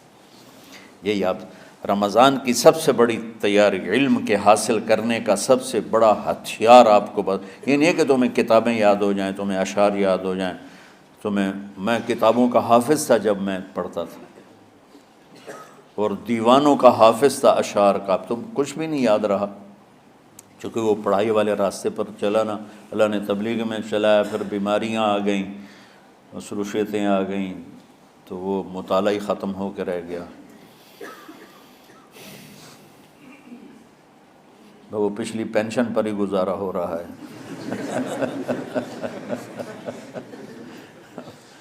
پڑھنے کی تو آج تمہاری برکت سے 2 گھنٹے ہو گئے، ورنہ میں ساری رات جاگا ہوں، نیند نہیں آ رہی، ساری رات 1 سیکنڈ نہیں سویا۔ فجر پڑھنے کے بعد ہلکا سا ناشتہ کر کے لیٹا تو بھی 6:30 بجے کے بعد کہیں مجھے نیند آئی، 10 بجے میں پھر اٹھ گیا کہ مجھے آپ کے پاس آنا تھا، تو میرے بدن کا جوڑ دکھ رہا تھا، میرے خیال تھا 1 گھنٹہ بات کر کے فارغ ہو جاؤں گا، لیکن 2 گھنٹے اللہ نے آپ کی روحانیت متوجہ ہوتی رہی، اس کی طفیل اللہ نے بات کہلوا دی۔ تو ساری امت سے کہتا ہوں رمضان کا استقبال کرو، دلوں کو صاف کر کے، نفرتوں کو مٹا کے، مذہبی نفرت، دنیاوی نفرت، رشتوں کی نفرت، بول چال کی نفرت، سیاست کی نفرت، لین دین کی نفرت، ان سب سے اپنے دل کو صاف کرو، تاکہ رمضان میں اللہ نے علم اتارا، اللہ تعالیٰ آپ کو علم عطا فرمائے، اور باقی لوگ جو عام دنیا میں زندگی گزار رہے ہیں ان کے دلوں میں اللہ رمضان کا نور اتارے، اور ہدایت کا نور اتارے۔ یہ سب سے بڑی تیاری ہے اس کی۔ اور آپ میں جو حفاظ ہیں وہ ترتیب بناؤ، آپ کے اعزازے بنائیں گے، آپ الگ الگ اپنا یہاں ٹولیوں میں بٹ کے، جیسے ماشاءاللہ پہلے ہوتا تھا، اپنا قرآن سناؤ، 10 دن میں سناؤ، ہفتہ میں سناؤ، 20 دن میں سناؤ، 3 دن میں سناؤ، تمہاری مرضی ہے، لیکن یہاں فضا بنے، چاروں طرف قرآن پڑھا جا رہا ہو۔ پہلے ہر کمرے میں ماشاءاللہ قرآن، میں تو خود آیا کرتا تھا رات کو، تو ہر کمرے سے قرآن کی آواز آ رہی ہوتی، پھر اوپر جاتا تو چھت پر کتنی ماشاءاللہ چھوٹی چھوٹی جماعتیں بنی ہوتی تھی، ہر طرف سے قرآن گونج رہا ہوتا تھا، تو ایسے صرف دیکھ کر ہی ایمان تازہ ہو جاتا تھا۔ تو جو آپ میں حفاظ ہیں وہ غافل نہ ہونا کہ نو جی میری تو اب یاد نہیں ہے، بھول گئے تو الگ بات ہے، کوئی کچا پکا ہے تو اس کے لیے تیاری کر کے سناؤ، کسی اچھے حافظ کو ساتھ لے کر، کچھ وہ سنائے، کوئی یہ سنائے، اس طرح کر کے، کوئی ضروری نہیں تراویح میں ہی ختم ہو، نفلوں میں اسے کر لو، لیکن حفاظ کوشش کرو کہ قرآن زبان سے ادا ہو جائے۔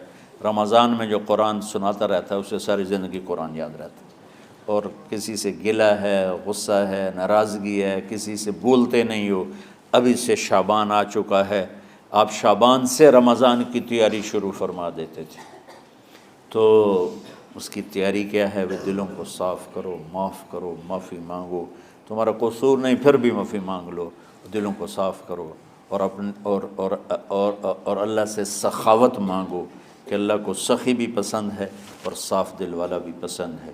تو انشاءاللہ اگر اس طرح آپ کی تعلیمی سرگرمیاں بھی رہیں اور رمضان کا روزہ بھی ہوا اور دل صاف بھی ہوا، تو انشاءاللہ اللہ آپ کے دل کو ایمان اور علم کے نور سے بھر دے گا۔ سارے بچے اس کی نیت کرتے ہو نا؟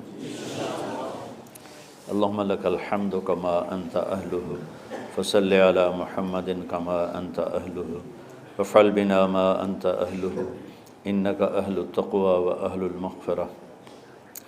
ربنا آتنا فی الدنیا حسنہ وفی الآخرۃ حسنہ وقنا عذاب النار۔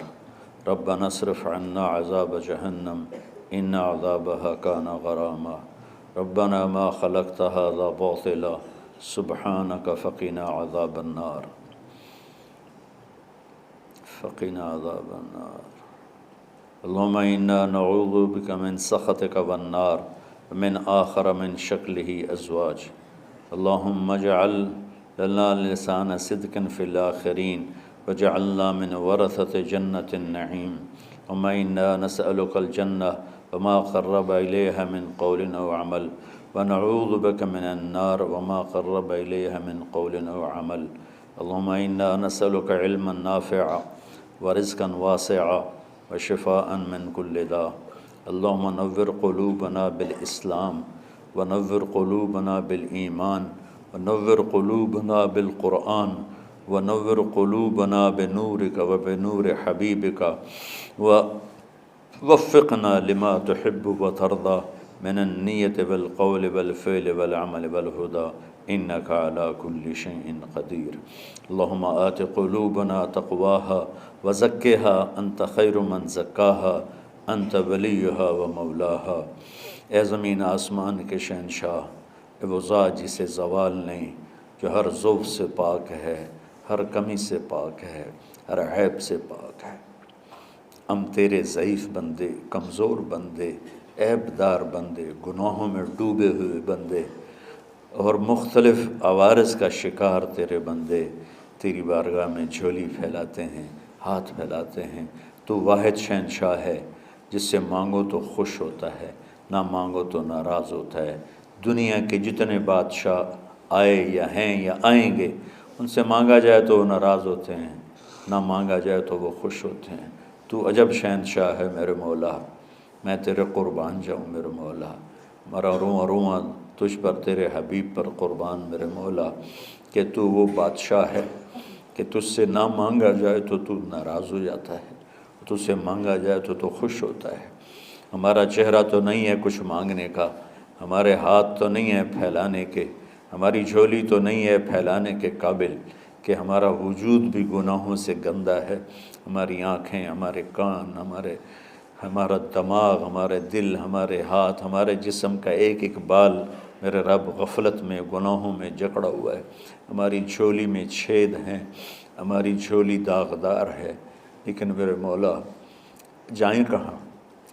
تیری سوا کوئی جگہ ہے تو پھر بتا دے، تیری سوا کوئی اور ہے تو بتا دے. زمین و آسمان میں تو ہی ہے. وَهُوَ الَّذِي فِي السَّمَاءِ إِلَٰهٌ وَفِي الْأَرْضِ إِلَٰهٌ. زمینوں میں تیرا راج، آسمانوں پہ تیرا راج. لِلَّهِ الْمَشْرِقُ وَالْمَغْرِبُ فَأَيْنَمَا تُوَلُّوا فَثَمَّ وَجْهُ اللَّهِ. میرے رب ہر طرف تیری قدرت کے جلوے، ہر طرف تیری طاقت کے آثار، ہر طرف تیری میرے مولا نشانیاں. سَنُرِيهِمْ آيَاتِنَا فِي الْآفَاقِ وَفِي أَنفُسِهِمْ حَتَّى يَتَبَيَّنَ لَهُمْ أَنَّهُ الْحَقُّ. میرے مولا ذرہ ذرہ تیری ذات پر دلالت کرتا ہے. ایک حقیر سی چونٹی بھی بتاتی ہے کہ تو ہے. صرف ہمالیہ پہاڑ نہیں بتاتا کہ تو ہے، صرف زمین آسمان سورج چاند ستارے نہیں بتاتے کہ تو ہے. تیری عزت کی قسم یہ چھوٹا سا مچھر بھی بتاتا ہے کہ اس کا بنانے والا کوئی بہت بڑا طاقتور ہے. اور ایک چونٹی چلتے ہوئے بتاتی ہے کہ اس کا بنانے والا کوئی بہت بڑا طاقتور ہے. میرے آقا، یہ سب بچے تیرے علم کی طلب میں آئے ہیں، اور یا اللہ یہ سب تیرے راستے میں ہیں. یا اللہ انی اتوسل بہم الیک، انی اتوسل بہم الیک، انی اتوسل بہم الیک. یا اللہ ان بچوں کی قربانی، ان کی طلب علم، ان کی راتوں کا اٹھنا، اس کے طفیل یا اللہ تو ہمارے سینوں کو علم کے لیے کھول دے. مجھے بھی اپنے خزانوں سے علم عطا فرما، ان بچوں کو، ان کے استادوں کو علم عطا فرما، اور علم نافع عطا فرما، علم شر سے حفاظت فرما. انہیں پوری امت کے لیے ہدایت کا ذریعہ بنا، پوری انسانیت کے لیے ہدایت کا ذریعہ بنا میرے مولا. اور پوری امت کی حفاظت فرما، اور ہمارے دیس کی حفاظت فرما. یا اللہ یہ دیس دشمنوں میں گھرا ہوا ہے، چاروں طرف سے یلغار ہے، اندر بھی باہر بھی، اور تیرے سوا کوئی حفیظ نہیں. تو ہی ہے جس نے آگ کو ٹھنڈا کیا حضرت ابراہیم پر، اور موسیٰ کے لیے علیہ السلام کے لیے سمندر کو پھاڑا، اور مچھلی کے پیٹ میں اپنے بندے یونس کو بچایا، اور چھری کے نیچے سے تو نے اسماعیل کو بچایا. میرے مولا تیری قدرتوں کی انتہا نہیں. یہ دیس تیرے نام پہ بنا تھا، لا الہ الا اللہ پہ بنا تھا. بنانے والوں کا نعرہ کانوں میں گونجتا ہے اور کتابوں میں پڑھتے ہیں، پاکستان کا مطلب کیا؟ لا الہ الا اللہ. یا اللہ اس پورے زمانے میں 2 ریاستیں تیرے نام پہ بنی، ایک مدینہ کی ریاست اور ایک پاکستان کی ریاست. لیکن میرے مولا ہم نے تیری اس نعمت کو بہت گندا کر دیا، غلیظ کر دیا، ظلم سے بھر دیا، قتل سے بھر دیا، چوری سے بھر دیا، ڈاکے سے بھر دیا، جوئے شراب زنا سے بھر دیا، نہ سود سے بھر دیا، کھوٹ سے بھر دیا، بددیانتی سے بھر دیا، ماں باپ کی نافرمانی سے اسے گندا کر دیا، ظلم و ستم، گالی گلوچ سے، نمازیں چھوڑ کر، روزے چھوڑ کر، یا اللہ۔ لیکن اس کے باوجود وہ لوگ جنہوں نے اس کے لیے قربانیاں دی تھیں، وہ 6 لاکھ انسان ذبح ہوئے تھے، وہ سارے مخلص تھے، ان کا خون تیرے نام پہ بہا تھا، ان کی طفیل میرے مولا اس ملک کی حفاظت فرما، اس کے حکمرانوں کی، اس کے تاجروں کی، اس کی فوج کی، اس کی پولیس کی، اس کے تمام سرکاری محکموں کی اور تمام دنیاوی محکموں کی اور تمام یا غیر سرکاری محکموں کی اور بازاروں کی اور کھیتوں کی، دیہاتوں کی، شہروں کی، چاروں صوبوں کی حفاظت فرما۔ یا اللہ اپنے خزانوں سے تو رزق کے دروازے کھول۔ ہمارا ملک پانی کی کمی کا شکار ہو رہا ہے، ہمیں وافر پانی عطا فرما۔ ہمارے اسباب و وسائل میں بہت کمی آ رہی میرے مولا، اپنی قدرت سے اپنے اس ملک کے لیے رزق کا، ہدایت کا دروازہ کشادہ فرما۔ یا اللہ جو اس کی دشمنی کرنے والے ہیں ان کو بھی ہدایت نصیب فرما، اور ان کے مقدر میں ہدایت نہیں تو ان کے شر سے اس کی حفاظت فرما۔ جتنے مدارس ہیں، جتنی خانقاہیں ہیں، جتنے تبلیغی مراکز ہیں، جتنے حفظ کے مکاتب ہیں، ان سب کی حفاظت فرما۔ علماء اہل حق کی حفاظت فرما، علماء اہل حق کی حفاظت فرما۔ یا اللہ صالحین کی حفاظت فرما۔ یا اللہ احفظنا من بین ایدینا ومن خلفنا وعن ایماننا وعن شمائلنا ومن فوقنا ونعوذ بعظمتك من ان نغتال من تحتنا۔ اللهم انا نعوذ بك من الاغتيال، اللهم انا نعوذ بك من ان نغتال من تحتنا۔ اللهم احفظنا من كل بلاء، اللهم احفظنا من كل شر ومن كل بلاء وعافنا من كل شر ومن كل بلاء۔ یا اللہ تو پوری امت پہ کرم فرما، رحم فرما۔ یا اللہ پوری امت کا کہ خون کی، عزت کی، جان کی، مال کی، بچوں کی، بچیوں کی، عزتوں کی حفاظت فرما۔ پوری دنیا کے کفر کو ہدایت دے دے، پوری دنیا کے غیر مسلموں کو ایمان دے دے، امریکہ والوں کو ہدایت دے دے، افریقہ والوں کو ہدایت دے دے، یورپ والوں کو ہدایت دے دے، ایشیا والوں کو ہدایت دے دے، آسٹریلیا والوں کو ہدایت دے دے۔ جو تجھے نہیں پہچانتے انہیں اپنی پہچان کرا دے، ہمیں تو ذریعہ بنا لے ان تک اپنا پیغام پہنچانے کا اور تیرا تعارف کروانے کا۔ تو ہماری زندگی اس کے لیے قبول فرما لے، ان بچوں کو قبول فرما لے، انہیں ہدایت کے چراغ بنا، ہدایت کے سورج بنا، ان کو، ان کے والدین کو دنیا اور آخرت کی ہر خیر نصیب فرما۔ ان پڑھانے والوں کو، اس میں کام کرنے والوں کو، دنیا اور تمام شاخوں میں پڑھنے والے، پڑھانے والے، خدمت کرنے والے، کام کرنے والے، ان کے بچوں کی حفاظت فرما، ان کی دنیا بھی بھلی فرما، ان کی آخرت بھی بھلی فرما۔ اور یا اللہ امت کے جوڑنے کا کہ مدرسۃ الحسنین کو ذریعہ بنا دے، امت کو جوڑنے کا مدرسۃ الحسنین کو ذریعہ بنا دے۔ یا اللہ جو ایمان پہ تیری بارگاہ میں پہنچ گئے ان کے درجے بلند فرما، ان کی قبریں روشن فرما۔ ہم جو پیچھے آ رہے ہیں میں عافیت والی، صحت والی، سہولت والی زندگی دے اور ایمان والی موت عطا فرما۔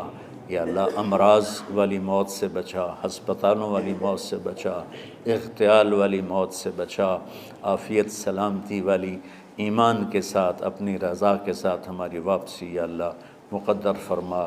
یا اللہ جو بیمار ہیں، جو بچے بیمار ہیں، جو اساتذہ بیمار ہیں، یا اللہ میں بھی تیرا حقیر فقیر بندہ بیماری میں چل رہا ہوں، ہم سب کو صحت شفا کامل نصیب فرما، صحت شفا کامل نصیب فرما۔